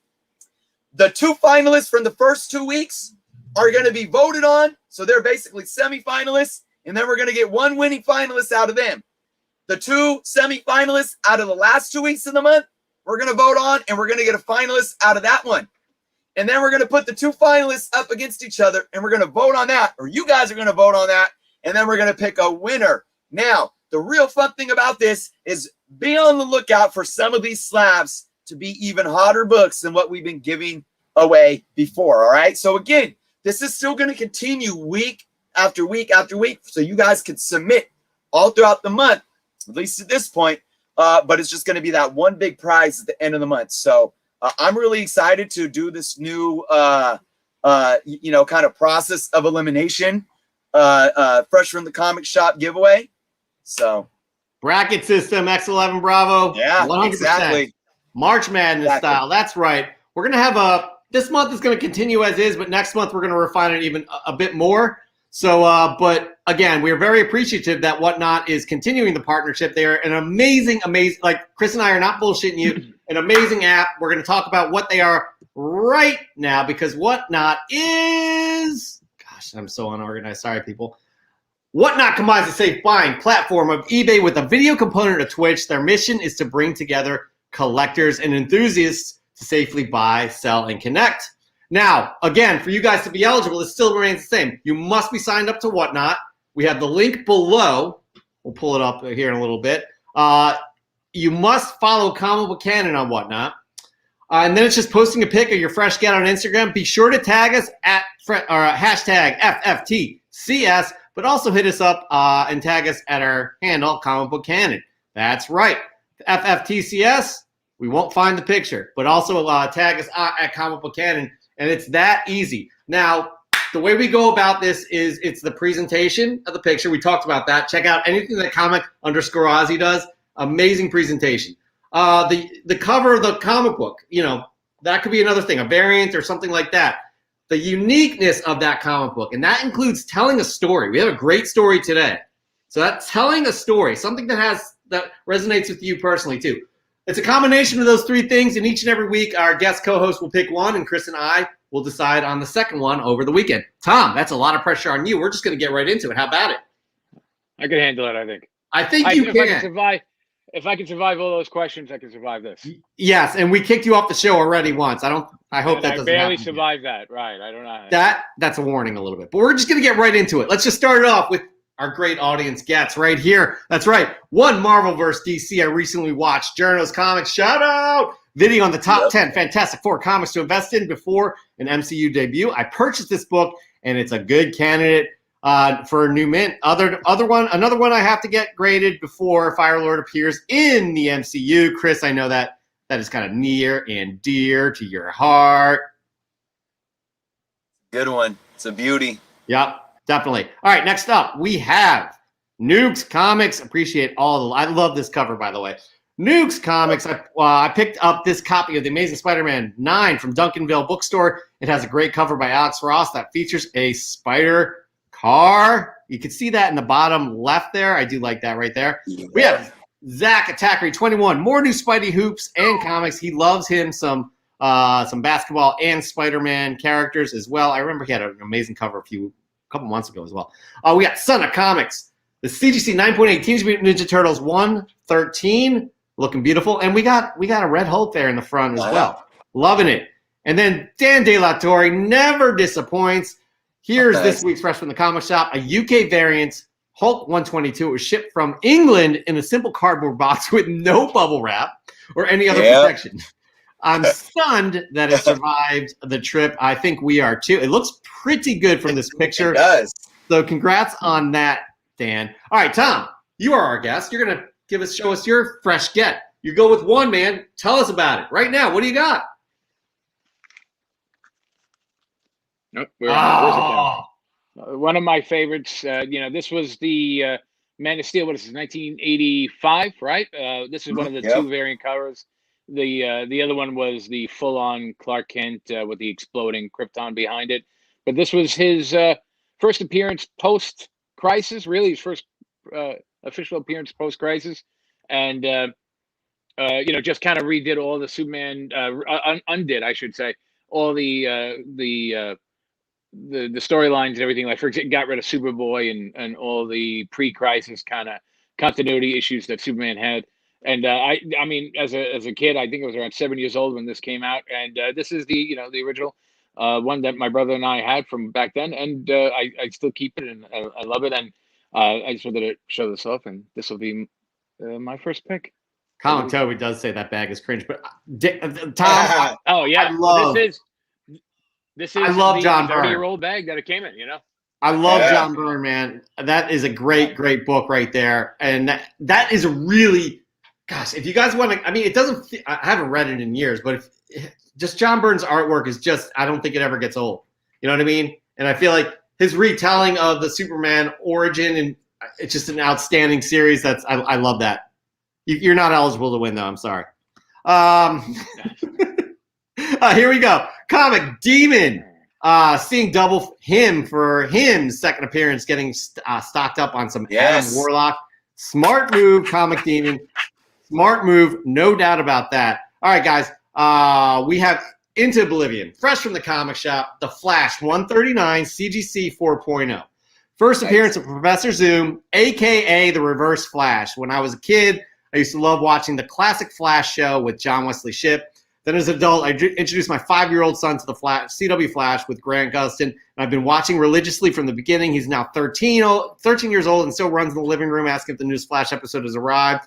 My son and I both think the Reverse Flash is one of the coolest villains of the DC Universe. So this is a special grail for my son and I because what's mine is his. Now that right there, Chris, tell me if I'm wrong. That's an amazing story. Yeah, absolutely. That's what we're talking about, people. Something that you connect with, right? Yep. So Into Oblivion, that's an amazing, amazing fresh get right there. Then we got our good friend Kamikaze with some more Warlock stuff. Making Wednesday a bit more dramatic for some Warlock, some present and future Warlock offerings. First, appearance of Magnus in the background in Church of Truth, with him front and center, renamed Warlock, and some new duds. Guys, this is what we're talking about with Kamikaze. Look at that shallow depth of field. Look how he has a little nugget that kind of relates to the book behind the book. I really, really enjoy your work, Kamikaze, and enjoy you even more as a person. Thank you again for paying it forward and contributing to this amazing community. We really, really appreciate it. M. Katz, Miss Marvel, 16. Dollar bin diving is good. I love finding some gems, and that's a nice one to have right there, especially with her series coming. And then we got, I love this name, guys, Bobzilla, Soren Norin. I love that. Fresh from the comic shop. I want to send this to CGC Comics, and I don't even care what grade it comes back. I just want that matching Fantastic Four 72 custom label. Gorgeous, gorgeous Silver A's book. Before, Chris, we get to your first fresh get of the week, Tom, you have responsibilities. You better be keeping track. You are picking a finalist tonight. You are picking I hope you're taking notes. You're picking a finalist tonight. It's on you, bud. I have 2 in mind already. All right, Chris, what's your first fresh get of the week? Warlock and the Infinite. Nah, just kidding. Just kidding. I did pick up another one, though. I'm sorry, guys. I can't help it. I can't help it. Oh, my God. All right. Let's see. Which one should I go with first? Let's do this one. Big shout out to a local shop in Sacramento, Comic Command Center. Comic Command Center's been around for, I think they had an anniversary sale this last weekend. I think it was their 5th anniversary, 4th or 5th. I can't remember. And Josh, the owner, he's a younger kid. And his story is absolutely amazing of what he went through in life. I'm not going to tell you guys right now. Maybe I'll share it sometime on my channel. But from what he came from to running his own store and starting his dream, he runs an amazing shop. I'm trying to get the sticker off so I can show this book in all of its glory, but it's not going to happen. So I just want to give a big shout out to Comic Command Center. If you guys are in the Sacramento area, you have to go check them out. 50% off. I got this book for such a steal, and this is Avengers 135. So this is basically the origin of the Vision, like retold, because it kind of retconned the Vision and explained how they made him be the Golden Age Human Torch. Oh, right. That's a nice pickup, man. Mm-hmm. Yep, it's a nice looking book. It's got some color breaks on the spine and a couple of small little color breaks on the top corner and one right here. But so I put this book at about a 5.0, but it was $15 and 50% off. So I got it for $7.50. That's amazing. That's fantastic. And not a lot of people know that there's that connection between the original Human Torch, the Android Human Torch, and the Vision. I didn't realize that there was another book retell. Is that the first time they retold the story? Is that the first time they connected the Android? So this is because they did the origin. I think his second appearance was also his origin. 58, I think, right? Avengers 58. But yeah, he was not originally, the original Human Torch. Or at least we didn't know about it. Nobody knew about it. I don't know at what point in time the writers sat down and decided that. Tom, I don't know if you have any historical knowledge. I'm with you. That. I'm not sure. I'm with you. I'm not sure at what point, but I know it wasn't the original. It didn't seem like that was the original intention to connect them back to the original Human Torch. But I think that's one of the cool little tidbits of the Vision's history that that was the body of the OG Human Torch. It's pretty cool. And how it connects back to that whole Captain America world. I guess, what is it, Timely Comics, Tom? Is that with Namor and? Yeah. So that's really fascinating. That's right. That's great... Timely Comics. Yeah, we should look into that, Chris, to see if that's that was the retelling. Anyways, all right, but moving on, we got more amazing fresh gets from you guys. We got Fister Roboto 94, Nice House on the Lake #1. 2 nice looking copies right there. Mail call, he says, Raw Dog Comics. If you snooze or you lose, don't snooze on Mr. Miracle. DC came out swinging. The artwork is amazing, and it happens to be one of my favorite Barry Manilow songs. Good stuff, Raw Dog Comics. I've heard a lot of great things about Mr. Miracle. Tom, you are more of a DC fan than Marvel. We know that. What are your thoughts on Mr. Miracle? I'm not up to date on like the New 52. Actually, pretty much anything past the New 52. But Scott Free's great character. His relationship with Big Brother. I still always love talking to people about the episode. The issue of Superman. I forget the number where a character named Sleaze, you guys kind of makes Superman and Big Bart a film inappropriate movie. It always makes for a great conversation. But I think Scott Free's been. It was a shame, that they canceled all that New God stuff that should have been coming out in the films. That could have been a chance for characters like Mr. Miracle to shine. Yep, definitely. Ava DuVernay too. Love the character, and you're right. I definitely lean more towards DC. I hope that's okay in my bias. Listen, Chris and I do not hate on DC. We love DC. I gave a gasp when you showed me the John Byrne Man of Steel issue. So that doesn't prove anything, I guess. But I love DC characters, definitely. I definitely lean more towards Marvel. But, Superman, the movie, was the first, comic book movie I ever saw. And that's always, Christopher Reeve is my Superman. Anyways, moving on, though. This one I think you'll appreciate. Basement Brother Collectibles. Found some great fresh from the comic shop. Flash Gordon #7 from August 1967, published by King Comics, a beautiful Silver Age 12 center. That's unique right there, guys. That's what we're talking about. That falls under the criteria unique. Basement Brother Collectibles, well done is what I'd have to say. Moving on. That one, but it doesn't look that good. It's a beautiful looking copy too, definitely. Take note, Tom. D-Core Collectibles. This week's comic haul, nothing too crazy, but definitely some books I'm excited to have picked up. Power Rangers #1 for $4. Launch Party variant cover. Mighty Morphin Power Rangers 1, another $4. David Ryan Robinson action figure variant for Batman, Urban Legends, #4, $8. And Dustin Nguyen variant cover, the Uncanny X-Men, $4.64 $1. Good stuff, man. Good stuff. Vinny Whitlock, man. Every week. You and Azores Tiger. Mail call today. Daredevil #2. Sent priority, but packaged like it was sent media mail, and then bent, shoved into my mailbox, not delivered to my door. It's a 5.0. Now a permanent VG. Between sellers trying to make a few dollars on shipping and the U.S. Postal Service, it's a hit or a miss. It really is. Still happy to have the book. It's a double dipper. Second appearance of Daredevil and the second appearance of Electro. Amazing book, story, and art. That's a great book. And sorry to hear about that story. All right, Union Josh Comics. Let's go for Moon Knight Monday and my submission for Fresh from the Comic Shop. Mark Spector, Moon Knight 60, the final issue of the series, and artwork by Stephen Platt. That is a beautiful cover. My local comic shop is super cool. The guy behind the counter has been getting to know me recently, as in every week, looking for new books. He called me over behind the counter and showed me some boxes that hadn't gone out yet. He knows I go digging for gold and said, I have a book to have a look through these books. And I saw this and was like, hell yeah, I'll grab that. It's a good grab. Good grab indeed. All right, guys, it's my turn. I haven't had time to really go digging for gold these days. So most of the time I'm showing some new stuff. And I gave up, man. I haven't read the last 3 issues of this book, but my local comic shop manager was like, just pick this one up. So Donny Cates crossover, I literally have not read issues 4, 5, and 6.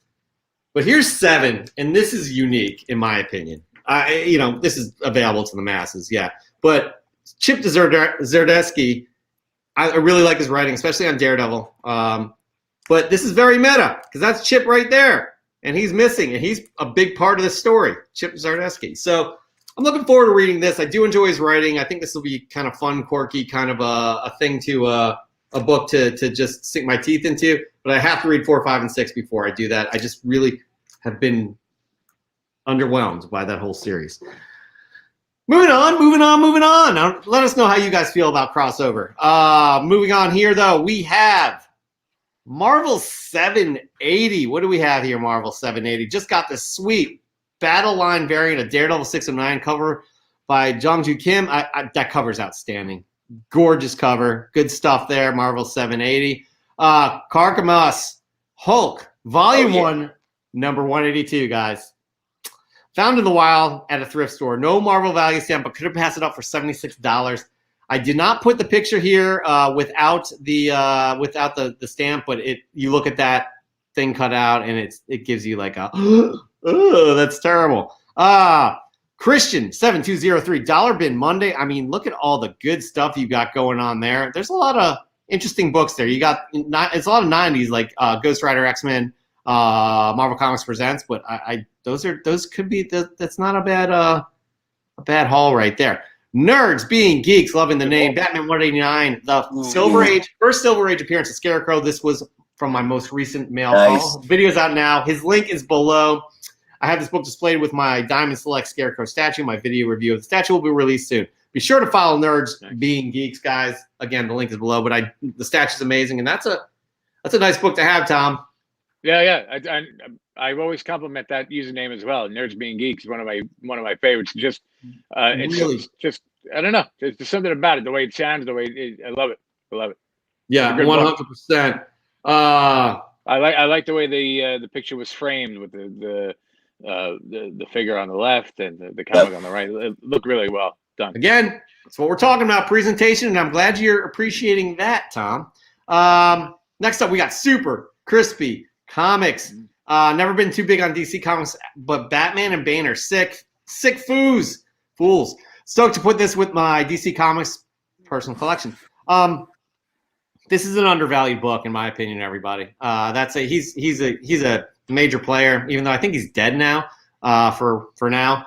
But he's definitely Bane is freaking incredible. All right, next up is Chef R.D. Harris. Here's my copy of Master of Kung Fu number 15, the first appearance of Shang-Chi. I want this movie to win, succeed, and to open door for the possibility of bringing some of our favorite comic book characters. The second trailer raised my eyebrows, but it left me with some questions. One question is about those rings and bracelets. It's just a new way of showing what the 10 rings are. Instead of the ones on your hands, you could have a bracelet, I think it's going to look cool. I think it's going to be okay. It's going to be passable for everybody. All right. Moving on, we got House of L Comics. Been waiting to get this back from CBCS. It came today. I had a stand and all ready for Superman 75. Newsstand signed by Dan Jurgens. Good stuff, House of L.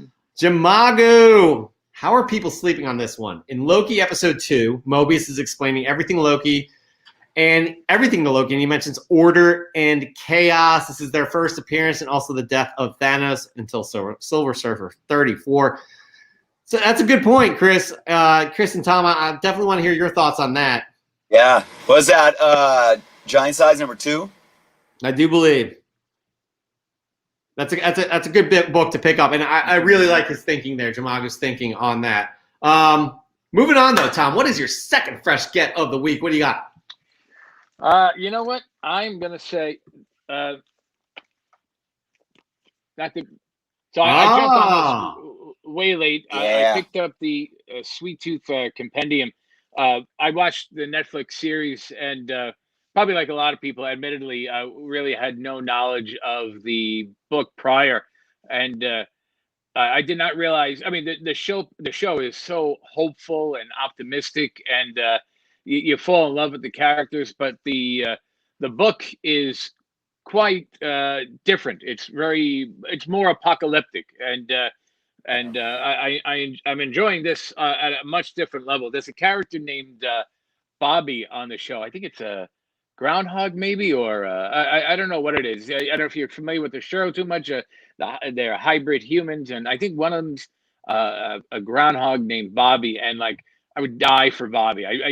Bobby's on screen about 10 minutes during the entire series, and you absolutely fall in love with the character. But the book takes a much different approach to it. But it's really, really well done. there are a lot of changes between the comic book. I don't know how to do that. The comic book and the Netflix series, but both incredibly enjoyable on completely different levels. I do like apocalyptic stuff, whether it's zombie or the robo-apocalypse or just anything kind of along that line. So I'm really enjoying Sweet Tooth, but again, night and day from the series. If you've watched it, I'm not sure anyone has. I haven't read. I started watching it. I love the series. It's well done, very well done. Mm. And I think what you're because again, I've only seen the first episode, and I just started watching a couple days ago. Been busy, guys. Get off my back. But I think what you're alluding to with the hopefulness is it's that character. It's the kid. Oh yeah, I absolutely see that, and I'm looking forward to seeing the whole series. Probably this week. I'll finish it. I'll finish it by next week. So all right, moving on though. I love Cover Junkie Comics because he's a Doom fan. Dr. Doom. My fresh from the comic shop with a beautiful 25-cent 1976 supervillain team up featuring Shroud, Namor, and my man, Dr. Doom. He said, decided to show you a smile so you guys know I'm not still salty about losing last week's contest. He was a finalist for Fresh from the Comic Shop last week. It's good to see your face there, though, Cover Junkie Comics. Keep sending it in.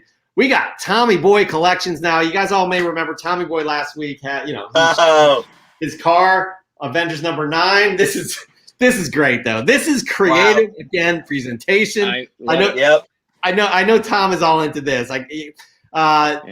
He says comics and sneakers. You gotta love the shoe store. Married with Children issue 4. Big Bundy original, shoe salesman and founder of the No Ma'am secret organization. I loved watching this growing up. I mean, this is right up. Like honestly, this was huge when we were kids. That's brilliant. Huge. Oh, yeah. I remember when Fox came on the air. I remember such a big deal when Fox, a new network, came on the air, and Married with Children was like so controversial at the time. It was great. It was basically, he was a dick, but it's basically what it came down to. But like, this is what we're talking about like just a creative presentation. Tommy Boy Collections, you do bring it each and every week with your cars, and now this, your shoes. Really, really enjoy that. Make note, everybody, make note. All right, Shadow Rat. We got only a few pickups from his local comic shop this week. But, hey, Chris, not bad pickups. That's Spider-Verse right there. And then, Spawn Universe in terms of, if you're looking to spec on that, I'm not sure where – there could be – I mean, I think there's a lot of first appearances, but there's a huge print run there. But as you say, Chris, print run does not equate demand. Am I right? Absolutely. That's what you say. All right, Mark Leneker, previous winner. Who will be giving away he'll be paying it forward just like Kamikaze did this week. Mark Leneker, Tales of Astonish, 91, second appearance of Abomination. First cover appearance came today in the mail. This is only 50% spec because this book holds value no matter what. That's right, because it is the second appearance of Abomination. We've had a few of those conversations today, actually. Guys, this may be your new favorite name right here. Peter P. Nuts. That's right. His name is Peter P. Nuts, finally able to complete the Spider-Man run this week. First meeting of Spidey 616 and Miles Morales. Also a rare Hanafuda Spider-Man card from Upper Deck's Marvel Anime Peach Momoka set. That's some good stuff right there. Peter P. Nuts. Chris, what do you got? Your second fresh get of the week. All right. My second get. I have a story that kind of goes along with this real quick. And Jeff, I talked to you about this today. I thought I'd make a quick share of it. I was a victim finally of a kind of a bait and switch where the seller on eBay had a auction item that also had a buy it now option, right? There was less than 2 days left on the auction. He had this book listed at $17 plus shipping. I put an offer in for $24. He accepted it last night. This morning, I wake up to the order being canceled, and he messages me saying, sorry, somebody won this at an auction 2 days ago, and I don't know why it was still up. I refunded you. Sorry about that. I responded to him, said, you think I'm stupid? You think I was born yesterday? Come on. What's the honest, what? How much you want for it? You want $5 more for it now that you're having like seller's regret? This book, it happened to me, guys. I had to share that. It finally happened to me.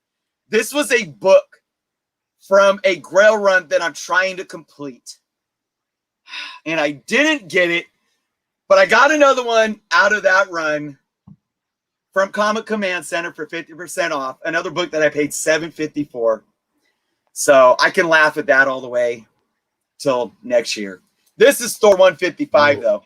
The one that I was talking about was 229 with the Hulk 181 ad. But here's another one, guys. I am literally like 14 books away. And one includes the 229 and another is 337, Beta Ray's first appearance. This is just a beautiful book. A nice looking copy. This is a higher grade looking book. That looks sweet. It is crispy. I would, it's got some spine stress that could be pressed out. After that, I mean, this book is at least a 8.0, 8.5 in my humble opinion. That is gorgeous, man. That's a great pickup. Yeah. And that honestly, that's some bullshit though that you were treated that way. But it happens to all of us. Yeah. It happens that he said that was the first time, just like last week was the first time I had shitty packaging in one of my. Anyways, moving on. We all move on. We all move on from it. All right. Good friend of the show, Moonlit Comics, aka Michelle. This is great. Tomb of Dracula magazine, volume 1, issue 1, 1979. Cool cover by Bob Larkin.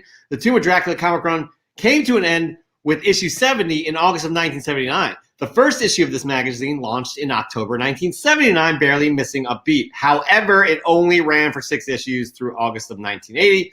I can only imagine how excited I'd have been to see this release on the heels of such a great series right around Halloween. Hey, TVA, can you take me back to 1979? This is a great book. In my opinion, this is a unique book. However, I have a problem with her saying, TVA, can you take me back to 1979? So TVA is coming after you. You're a variant, lady. You're gone. You're pruned. Peace out. So don't ask for their help. Just expose yourself. What's that? She did. She exposed herself. We need to have I don't know what the number is, but we should all. Rookie mistake. Maybe we'll get. She made a terrible mistake, and maybe we'll get a reward for it. All right, moving on. We got Miguel.G.comics. It took exactly 1 month for them to arrive, but here they are, still in time to watch the Loki show. Look at that, Kang. Beautiful, beautiful cover. Avengers 20. Is that 23, Chris? I can't remember. 23, yep. Beautiful cover. Early Avengers. All right, loving this name too. Expensive paper. These. I like this. I like this pickup here. These Star Wars Insider magazines seem to be gaining more mainstream attention. Their run of covers have been great as of late. Guys, this cover's outstanding. And this Ahsoka Tano cover could be a nice item down the road. It's hard to see on the pic, but they printed this one to look like an old school newspaper print. That's a nice pickup, expensive paper. There's a lot of people gunning for those books. Flap Slap Jr., Venom number 25, Kalen Yu variant. Love the artwork of this Venom variant. I was able to pick it up the other day. My Star Wars toy selling to fund my habit is going real well.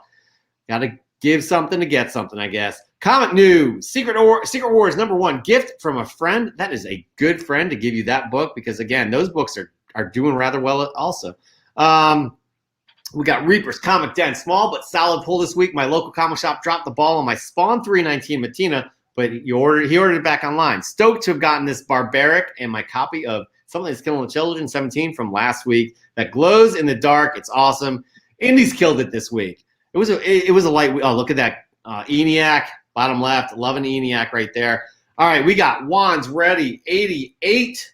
Finally got my hands on a giant size X-Men number 1 at a great price. Congratulations on that. I had a copy that this is nice to hear. I had a copy that my uncle, it's bittersweet actually. I had a copy that my uncle gave me when I was young, but unfortunately it was ruined by the flooding during Hurricane Katrina. I'm so excited to add a nice copy to the collection. That is honestly, man, that warms the heart. That's nice to hear.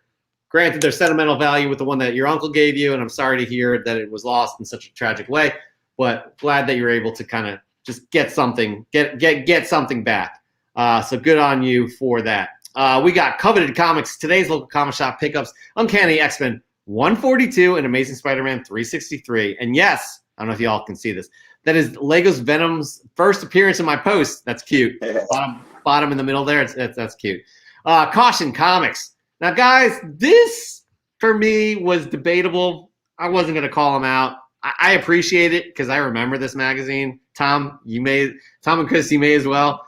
But fresh from my subscription. I got a Nintendo Power issue number 1 from July 1988 off eBay. mainly because I love Nintendo and I was born the same month. Oh, gosh. Super excited to announce that I got my copy back from CGC today, graded 9.0, white pages. There's only 2 copies in a 9.0 on the census and only 8 other books in a higher grade. As a game developer, software engineer, I couldn't be happier. Honestly, that's a great story. Guys, Chris, I don't know. Does that fall under Fresh from the Comic Shop? It's not a comic book per se, nor was the Star Wars believe, magazine. though. What's that? But I do believe Nintendo Power would publish comic strips inside of it, right? They did have comic strips inside the book about their characters. That's I a think good there could be a point. caveat there, you know. That's a good point. This is a tough one. All right, we'll say let's hit pause on that. We'll move on.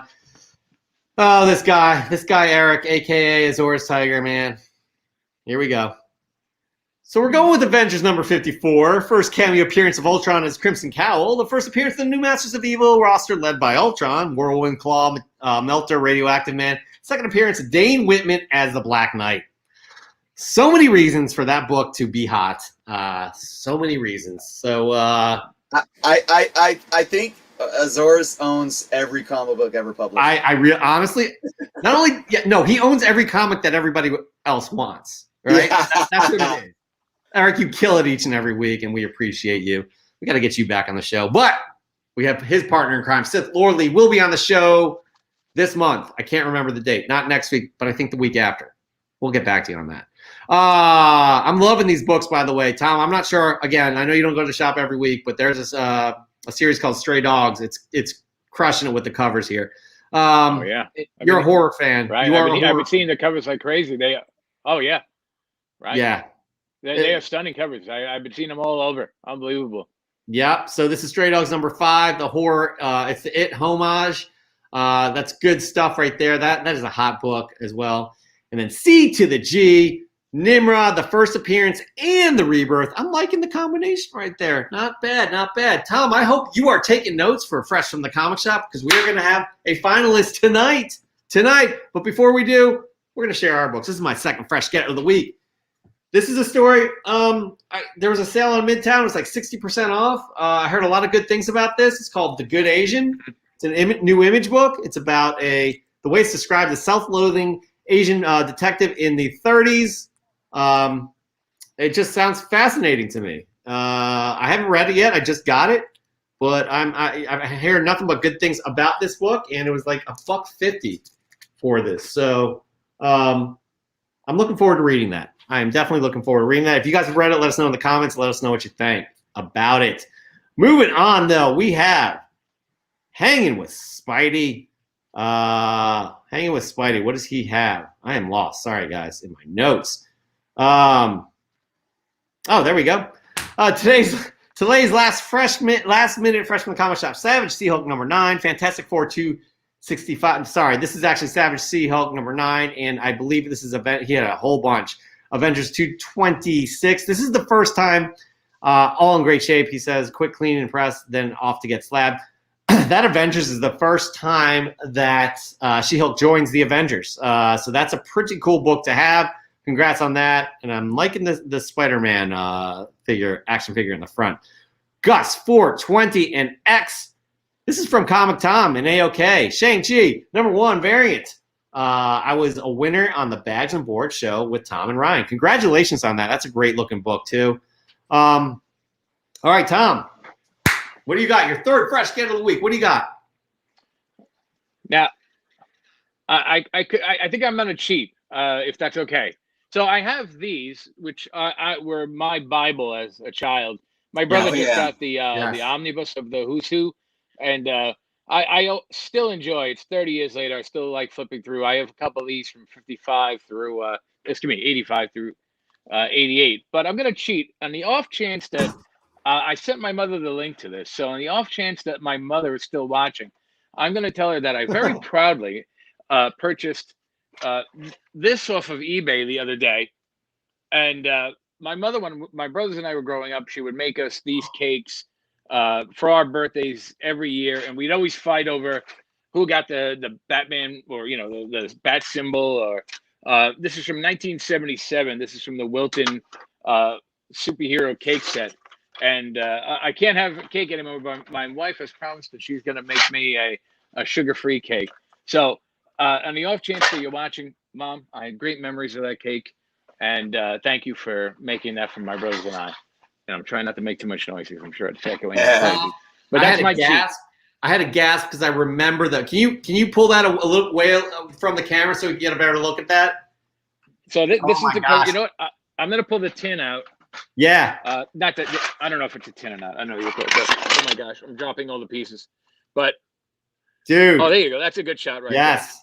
there. And it was in great condition. It still had the original the recipe book and how to color them.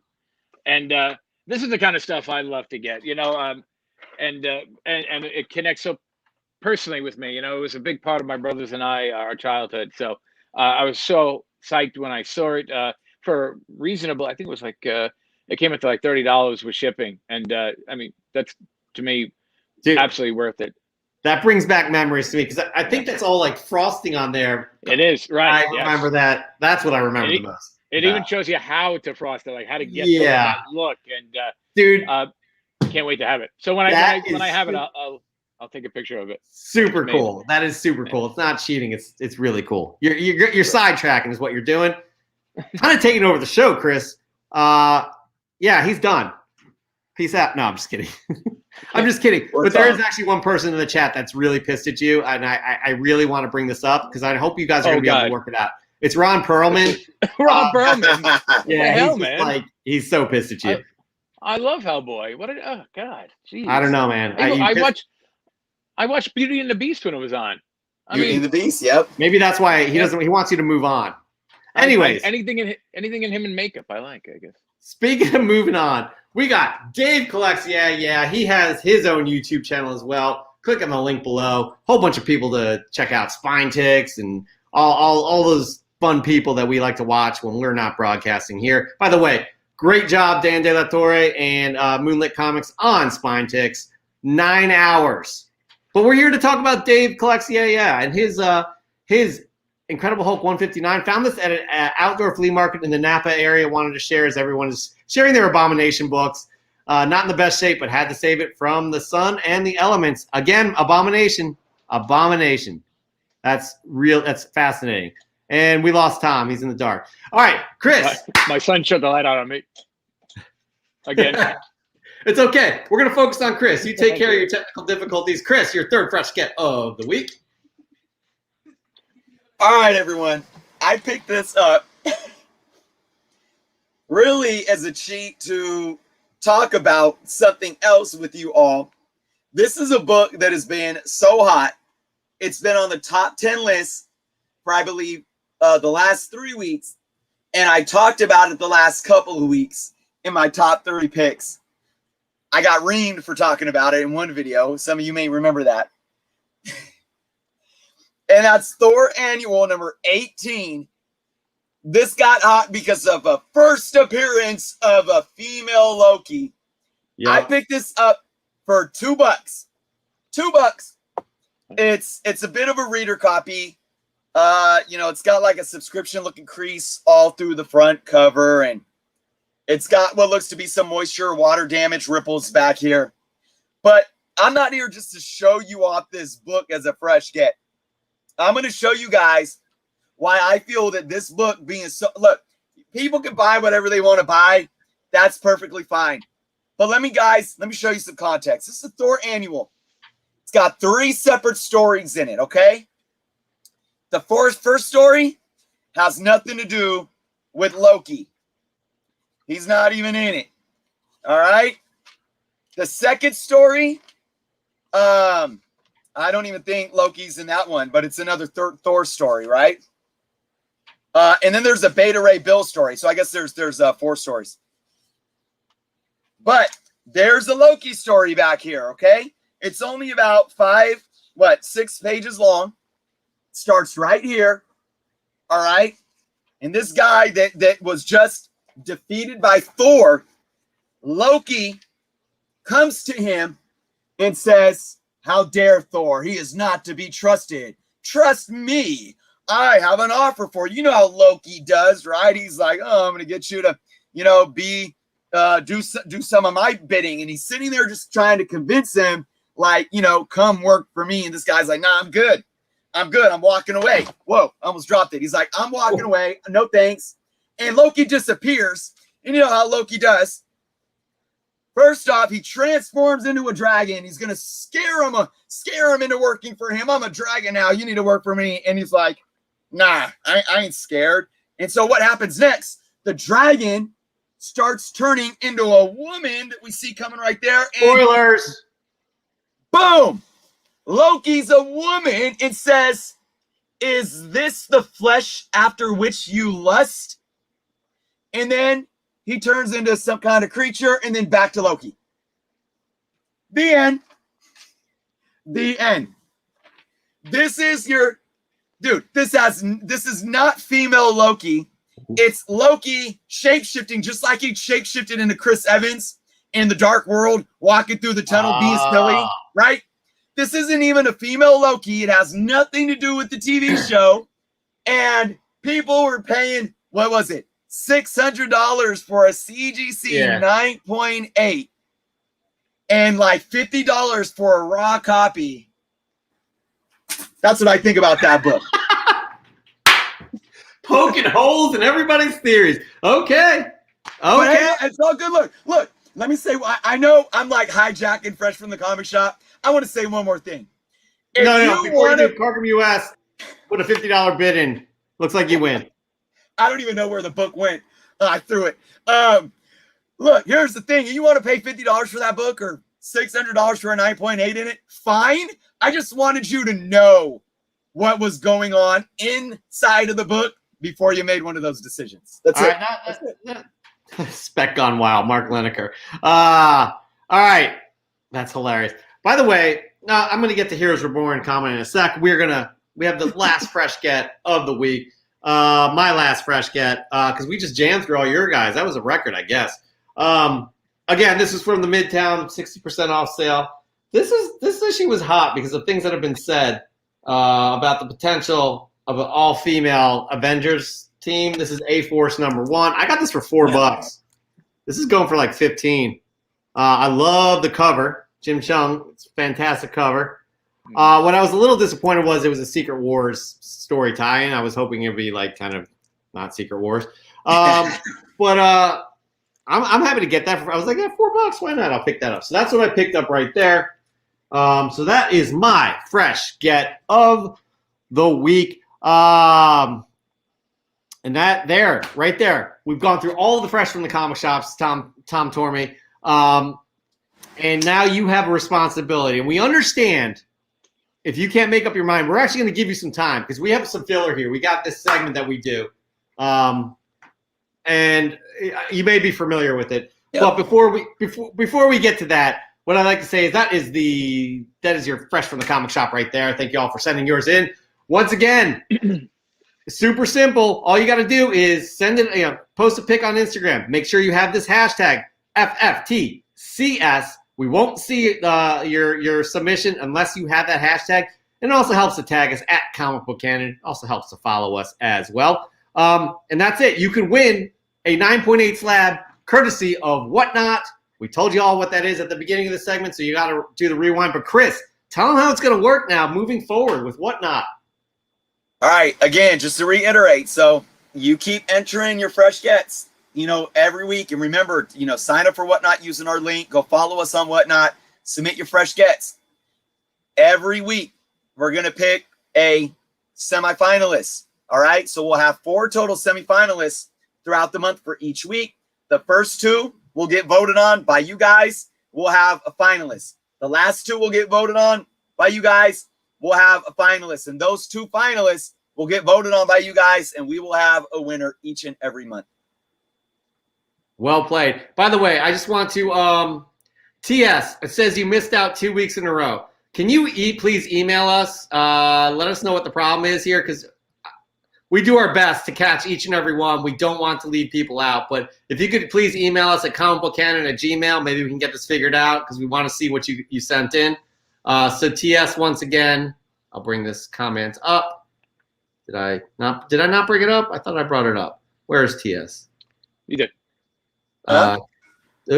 So yeah, please email us, comicbookcanon@gmail.com. Let us know what's happened or what your handle is. We'll figure this out, okay?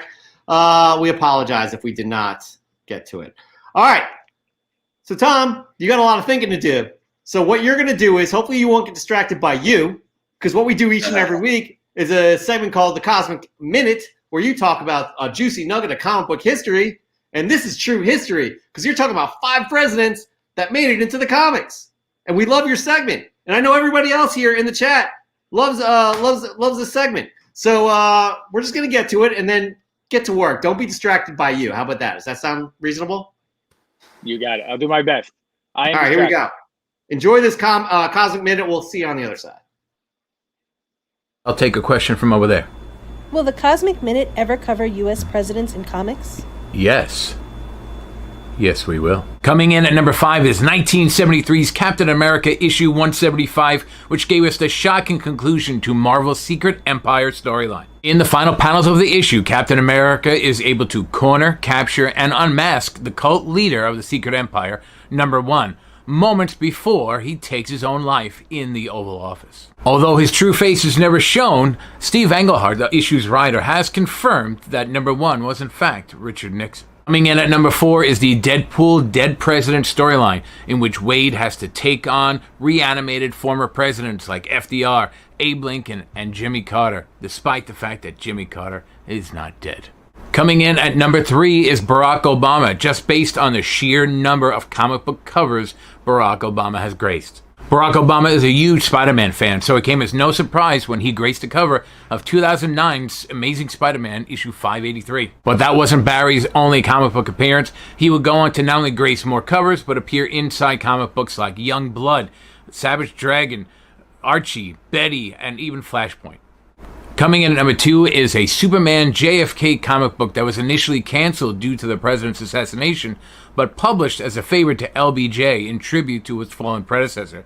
I covered these comics extensively in 2 other videos, so be sure to check those out. And coming in at number 1, due to the sheer lasting impact of this president's appearances in the comic books, is George W. Bush. Marvel fans will remember that the Superhero Registration Act is what sparked Marvel's Civil War, but they may forget that it was George W. Bush who signed that law into existence in the Marvel 616. I'm still Tom from Cosmic Comic History, and that was your Cosmic Minute. Until next time, be well and stay safe. Yeah, it was a little weird there. By the way, Tom just dropped off. I have no idea why. Technical difficulties, I think. I hope. But again, he does it again each and every week. I like the rundown of the 5 presidents, and the video he did on the JFK one is fascinating beyond all get out. And I hear you. We never ask him, and we've never really asked him, or requested anything. But Carcom US, I agree. I want a Cosmic Minute about Neil Adams' drug issue. 100%. I would love to see that. So maybe he'll hop on again. We didn't kick him off. Chris, please tell him we didn't kick him off. I know we've been rough on Tom tonight, but we're telling the truth. We did not kick him off. But he's got a job to do, too. He's got to announce the finalists for Fresh from the Comic Shop. So we'll get to that in a second. How about this? We'll just move on here. We'll move on to, this other segment we do that y'all know and love, and that is the Top 10 Hottest Comics of the Week based off of Cover Price's data. That is right. We work with data. Cover Price works with data. We take that data. We take their top 10 list they release every week, and we talk about it. Chris picks his 3 most interesting picks from that list. But again, it's from data. We're not sponsored by Cover Price, but we do look at their information almost like a stock index. So very interesting the way they work.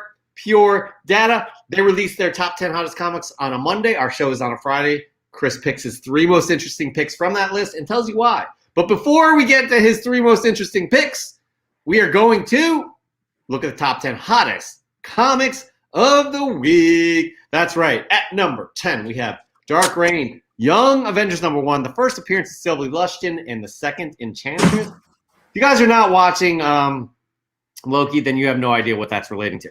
At number 9, we have Stray Dogs. Number 1, the Silence of the Lambs variant. Gorgeous, gorgeous cover. Loving what they're doing with all of this. Number 8, we have The Nice House on the Lake. Number 1, we had a Fresh from the Comic Shop. Can't remember who just sent that in today, but loved it. And Venom number 9, the first appearance of Dylan Brock. If you all don't know by now, Dylan is the new Venom. Sorry, spoiler. At number 6, we have Spawn's Universe number 1, the Booth sketch 150 variant.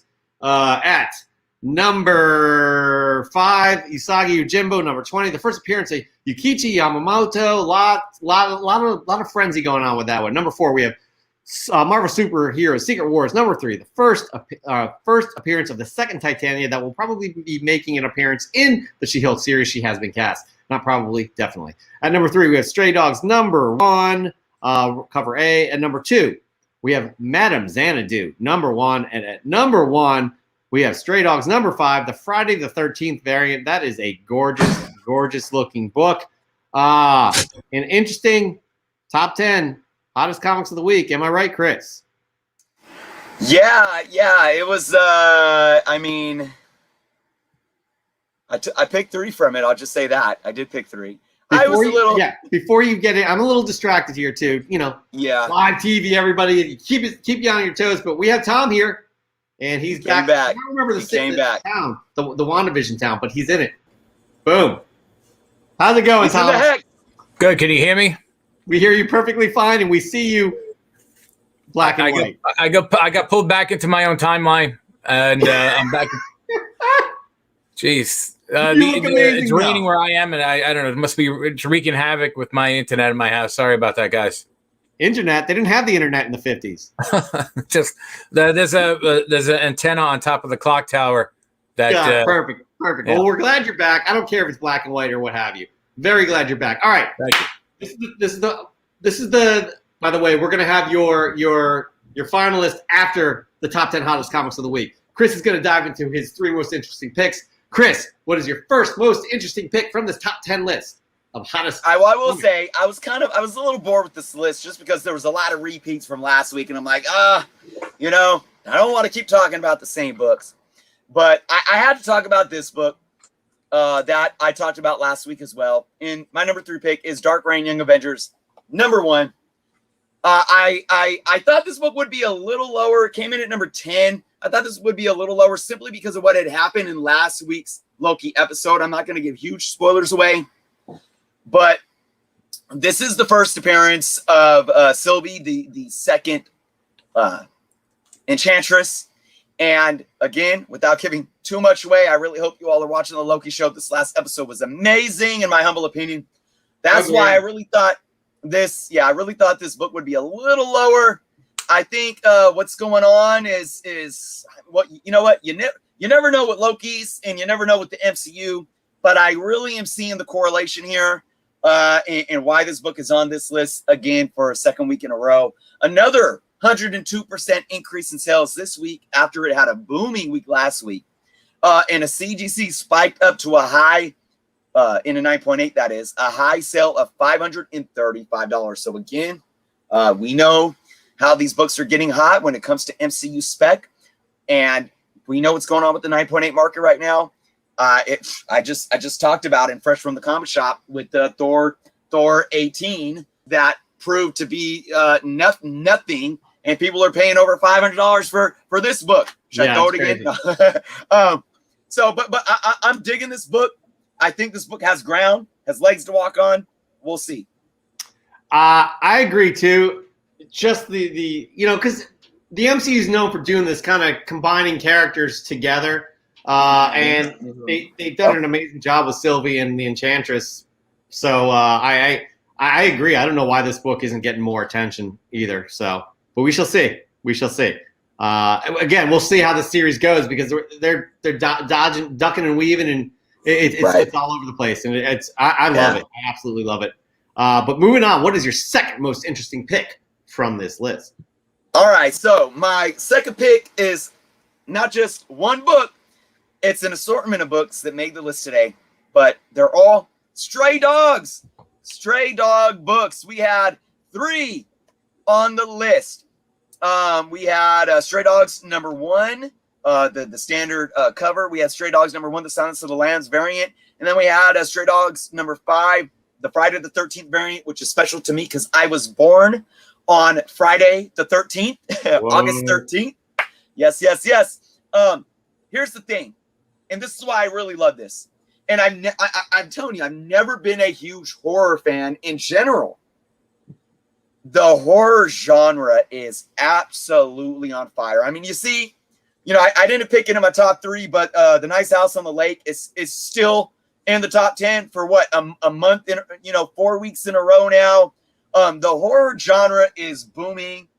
When you take an amazing story that's getting the reaction that Stray Dogs is getting, and you add these amazing horror film variants, wow. I mean, what a product that they're making for buyers, and they're just hot. Let's look at some of these numbers. Stray Dogs #1, standard cover, had 163% increase in sales, with the raw book selling for over $100. Woo. CGC 9.8 high sold for $410. All right, we got the Stray Dogs #1 variant, the Silence of the Lamb variant, high 9.8, $605. Wow. Stray Dogs #5, the Friday the 13th variant, 397% increase in sales with a $23 high raw. It's just flying off the shelves. So, I mean, that one just shot out the gate.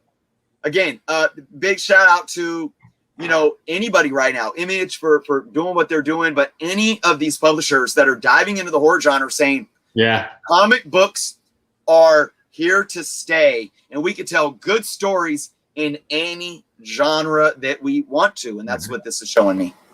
Yeah, definitely. And again, like Chris and I aren't the biggest horror fans, but I know, Tom, you definitely love you some horror. And like, again, this is just, it's, how can you not like, look at that Friday the 13th one, the one on the right, man.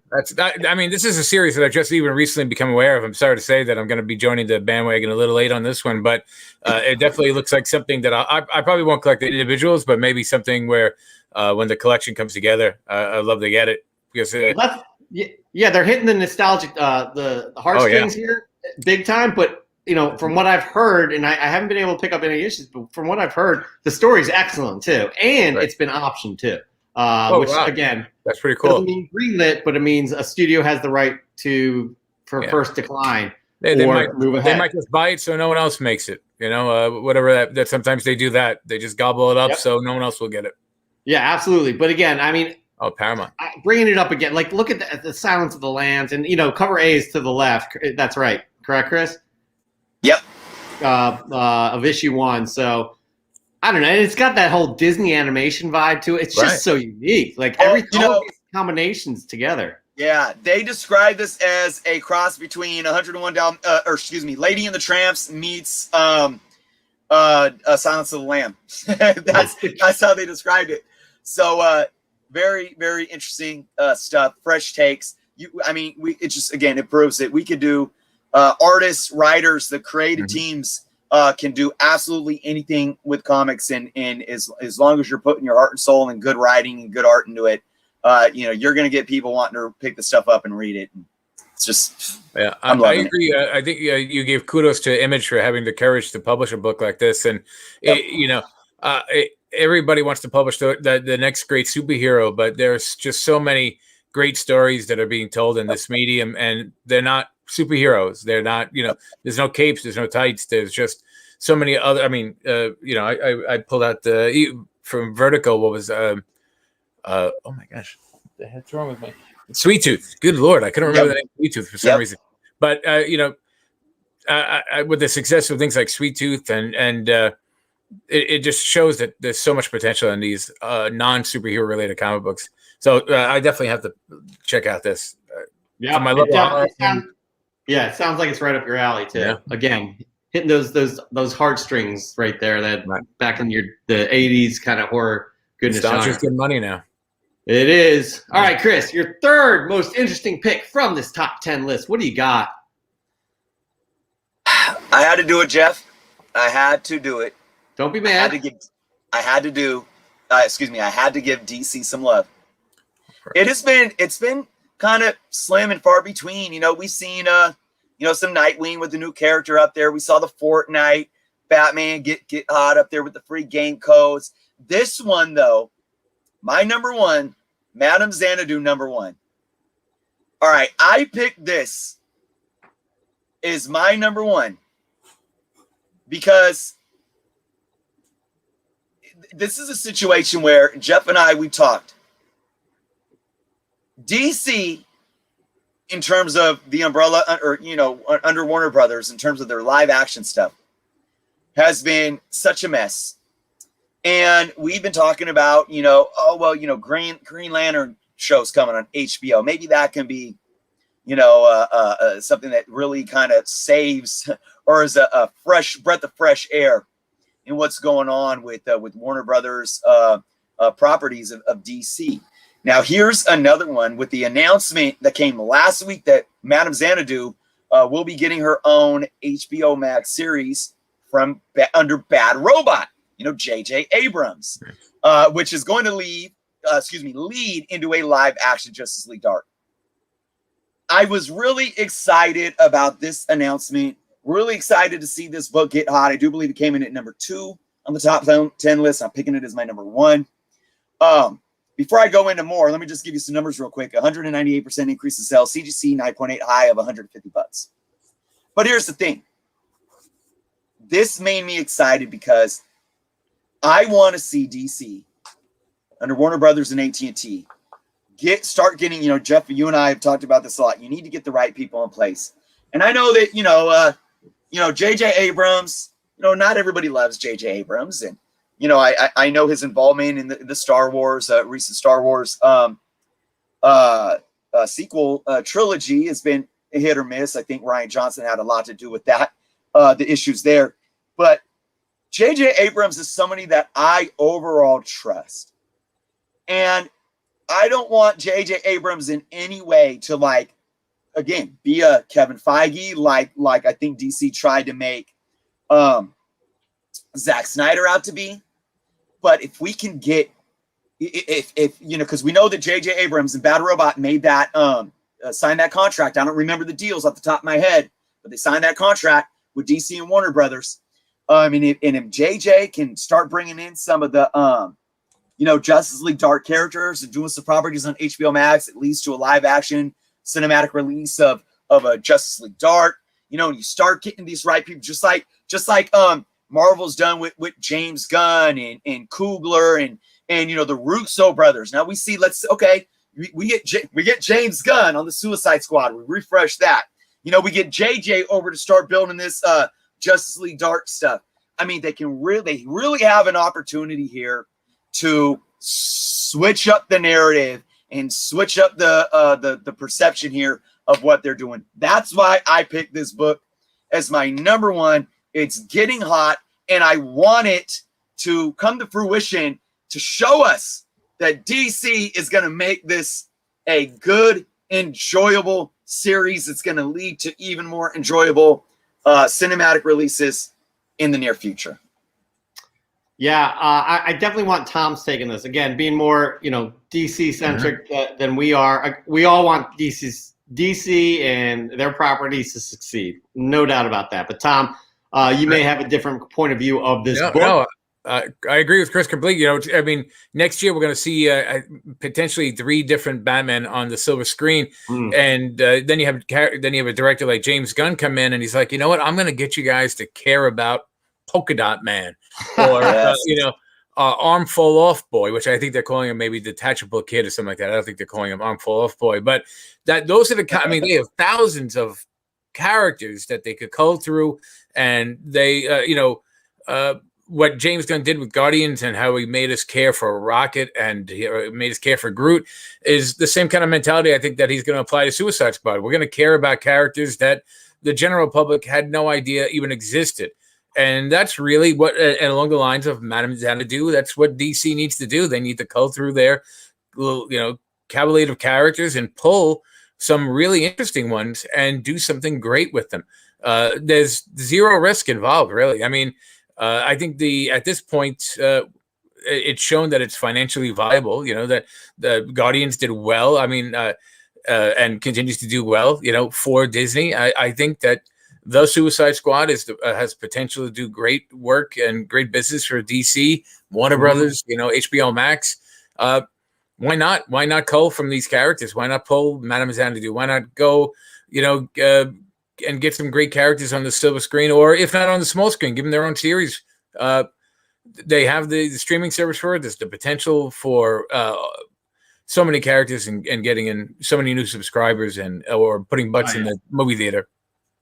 Yeah, J.J. Abrams is an absolute, like, that's a win for I guess Warner Brothers again. And it looks like he is going to be pulling DC properties. That's a win. That's a win. The guy is very capable, beyond capable, extremely talented in anything he does. Like, you're going to have opinions here and there, but like, honestly, the quality of work that he brings to the table and his resume, that's a big win. And I hope you guys are both right about this. By the way, talking about Madame Xanadu #1, P. Keel, he had a question for everybody. Who has 2 of those in a 9.6, bitches? So I'm not sure if he's rubbing it in our face or he's asking us angrily, but I'm pretty sure P. Keel has 2 of those in a 9.6, and that's good on you. Anyways, that is an interesting top 10 list. I agree it's uninspired in a way, Chris. I agree with you. It was like a lot of the, most of the time we're like, whoa, that's pretty cool, right? There's a few books that are like, okay, this is cool. It's very like, nah. Tom, your thoughts? On the top 10?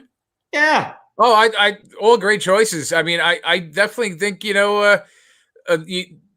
Chris has a great way of finding books that have great potential. Pulling from obscurity and saying, listen, you might not know this character now, but pretty soon this one's going to be on a TV show or a movie, and you're going to wish that you had this book. And he's got a great eye for that kind of stuff. I enjoy your top 10 more than I enjoy other lists. Well, like you said, like one book could sit on that list for a year, whereas yours, you're constantly trying to rotate it and make people aware of just some great choices out there that they could get on while they can before it's like $600, $700 a book. I've always enjoyed your top 10. They're good. You have a great eye for books.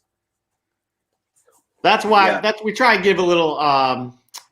We're not telling you all to spend your money or how to spend your money, but we do want to give you a little info and a little some staff behind the scenes. Anyways, by the way, this is a good question for you, Tom. Being a DC fan, what DC characters should they make into a show? Like, what would you want? What would you look forward to? That obviously, let's stay out of the realm of the Batmans and what we see already on screen. We know there's a Green Lantern series coming, and I'm personally excited about that. What do we got? What would Tom like to see? Rocket and Icon. I would love to see Icon and Rocket have their own show. Not necessarily a movie, because I think his story is so just, well done. It combines you have like that Martian Manhunter Superman feel, but it also goes in a completely different way that ties in directly to, American history. And he's such a great character. And I love the idea of Rocket herself just being kind of like you have that Star and Stripe relationship where you have this young hotshot hero teaming with a clearly seasoned veteran. I think Rocket and Icon would be a great choice for maybe even if it was a limited TV series, I would love it on HBO Max. The quality is going to be there. Again, I think the Green Lantern series is going to set the bar, and I think characters like that will follow. This is a consensus. We had 2 people saying this, Louis Logix and Remy Woolman want some Lobo. We saw that in the Krypton series, which I thought was great, which was on Sci-Fi Town. I'm not sure if you saw that. Oh, yeah. But such a great one. It was good, and it got canceled. Right. They're just a mess. But anyways, that is our top 10 hottest comics of the week. We'll have a news list next week. All right, guys, here it is. This is close to the end of the show. Tom, you had a responsibility. You had one job. Oh, no, you had 2. Be entertaining, be yourself, which you were. We really enjoyed the package. Too bad you fell off. We were going to talk more about it, but it was just where to go. And then everybody thought we kicked you off, but we didn't. But your other job was to pick a finalist for Fresh from the Comic Shop. Tom, we need to know who you picked and why. Now, can I walk you through a quick rationale of how I got here, or am I allowed to do that? Or it's getting late, so I'll be quick. Chris, he's trying to take over the show again. Like, honestly, I can't deal with this. No, I'm just kidding. Of course you can, Tom. Okay. So we want to hear the thought process. It keeps it suspenseful too. Okay. Yes.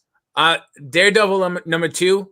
I've always a fan. That was the 1964, I think, Daredevil number 2, and I've always been a fan of telling people to pick up issue number 2s because people order them in less quantities. I'm sure you guys would be more experts on this than I am.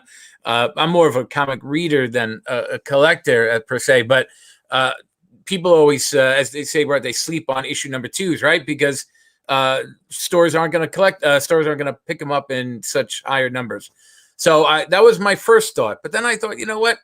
I did really like the Married with Children framing of the picture. Now, I really liked the Daredevil book, but the framing of the picture, the nostalgia hit me pretty damn hard with the Married with Children book. The shoe store, perfect, yes. Right? But then I thought, for my pick, I'm going to go and I'm be honest with you, there's a little bit of DC bias in here. There's but okay. A little bit of paternal bias in here too, because not only was it a great comic book, but I thought there was a great reasoning and rationale behind why he picked up the comic book, and that was for the Flash 139, which I think was in 1963. The Flash 139, which was the first appearance of Reverse Flash, but beyond its value, monetary value, it had sentimental value.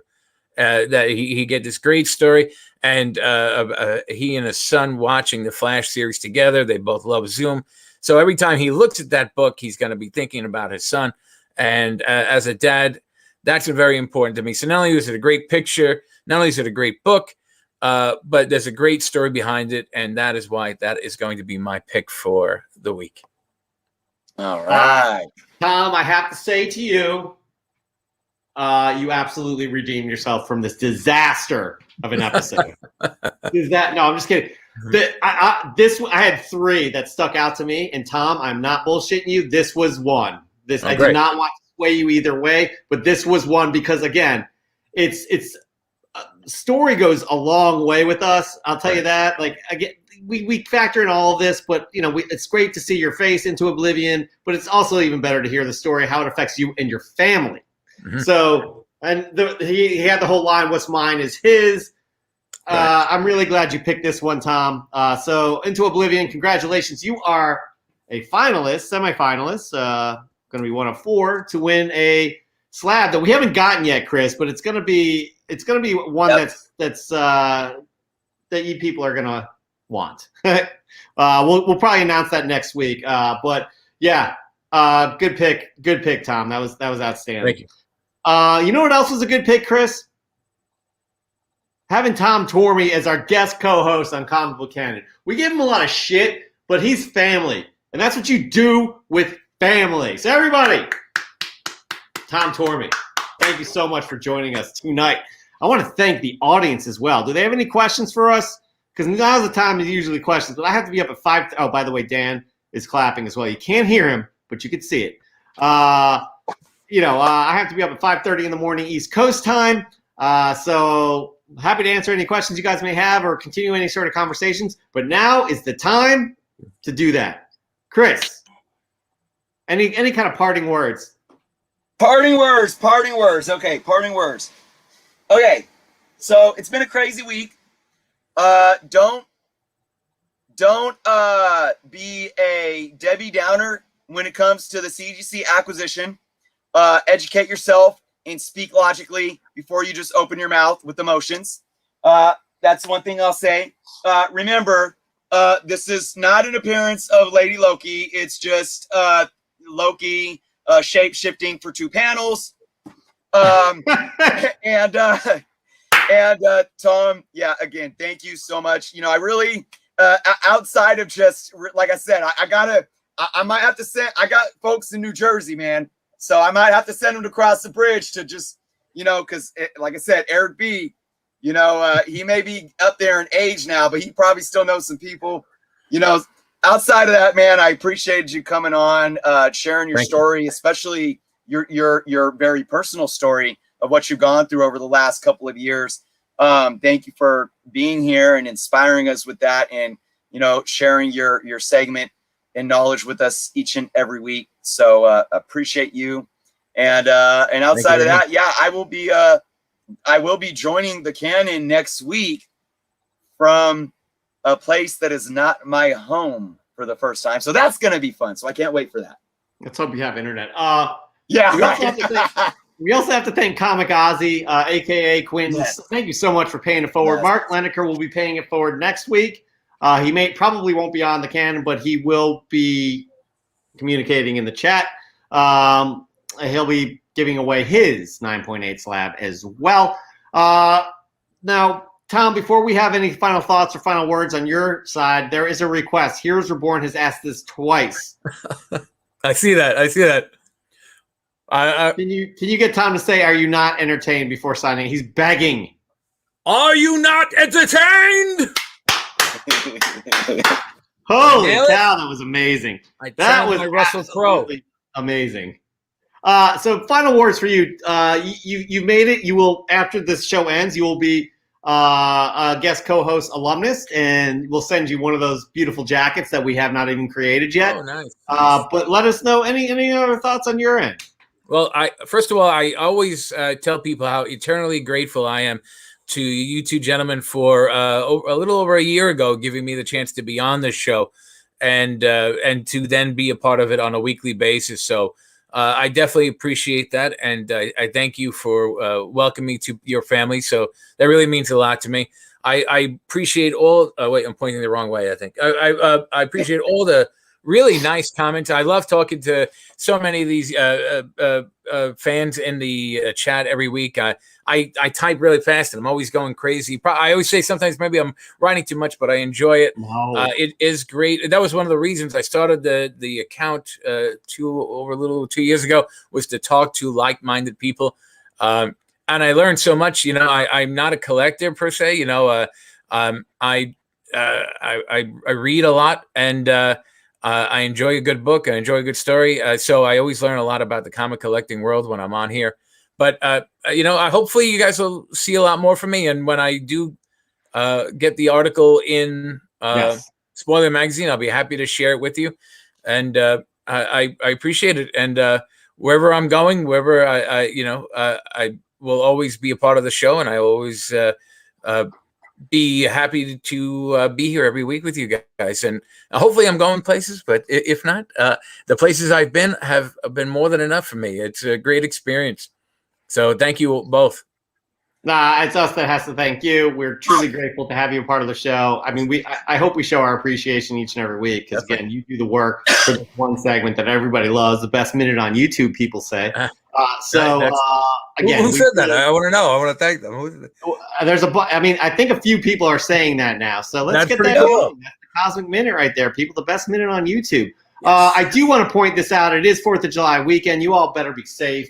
Be happy, but be safe. If you're going to do what you do, just be safe, whether it be drinking, knocking off some fireworks, whatever. But Bravo, X11 Bravo, we thank you for your service. He is a veteran. Have a safe Independence Day, folks. Please be mindful of vets in your area when setting off fireworks. It can cause some issues for some. Thanks, and we appreciate you. We appreciate you, X11 Bravo. We truly do, and your service to this country. But again, guys, just be safe out there. That's what it comes down to. So we'll want you to be safe so we can have you back next week. We will be back with another amazing guest next week. Tom, thank you so much. Chris, thank you. You're my boy, Chris. You're my boy. We're hugging virtually. And all you guys, again, you guys make this so much fun for us. That's why we do it each and every week. So we will see you again next week, 9 p.m. Eastern Time, 6 p.m. Pacific Time. Tom Tormey, I'm going to thank you again one more time before we roll this motion graphics outro. Be safe, all. Have a great 4th of July week, and get your Warlock on. Peace.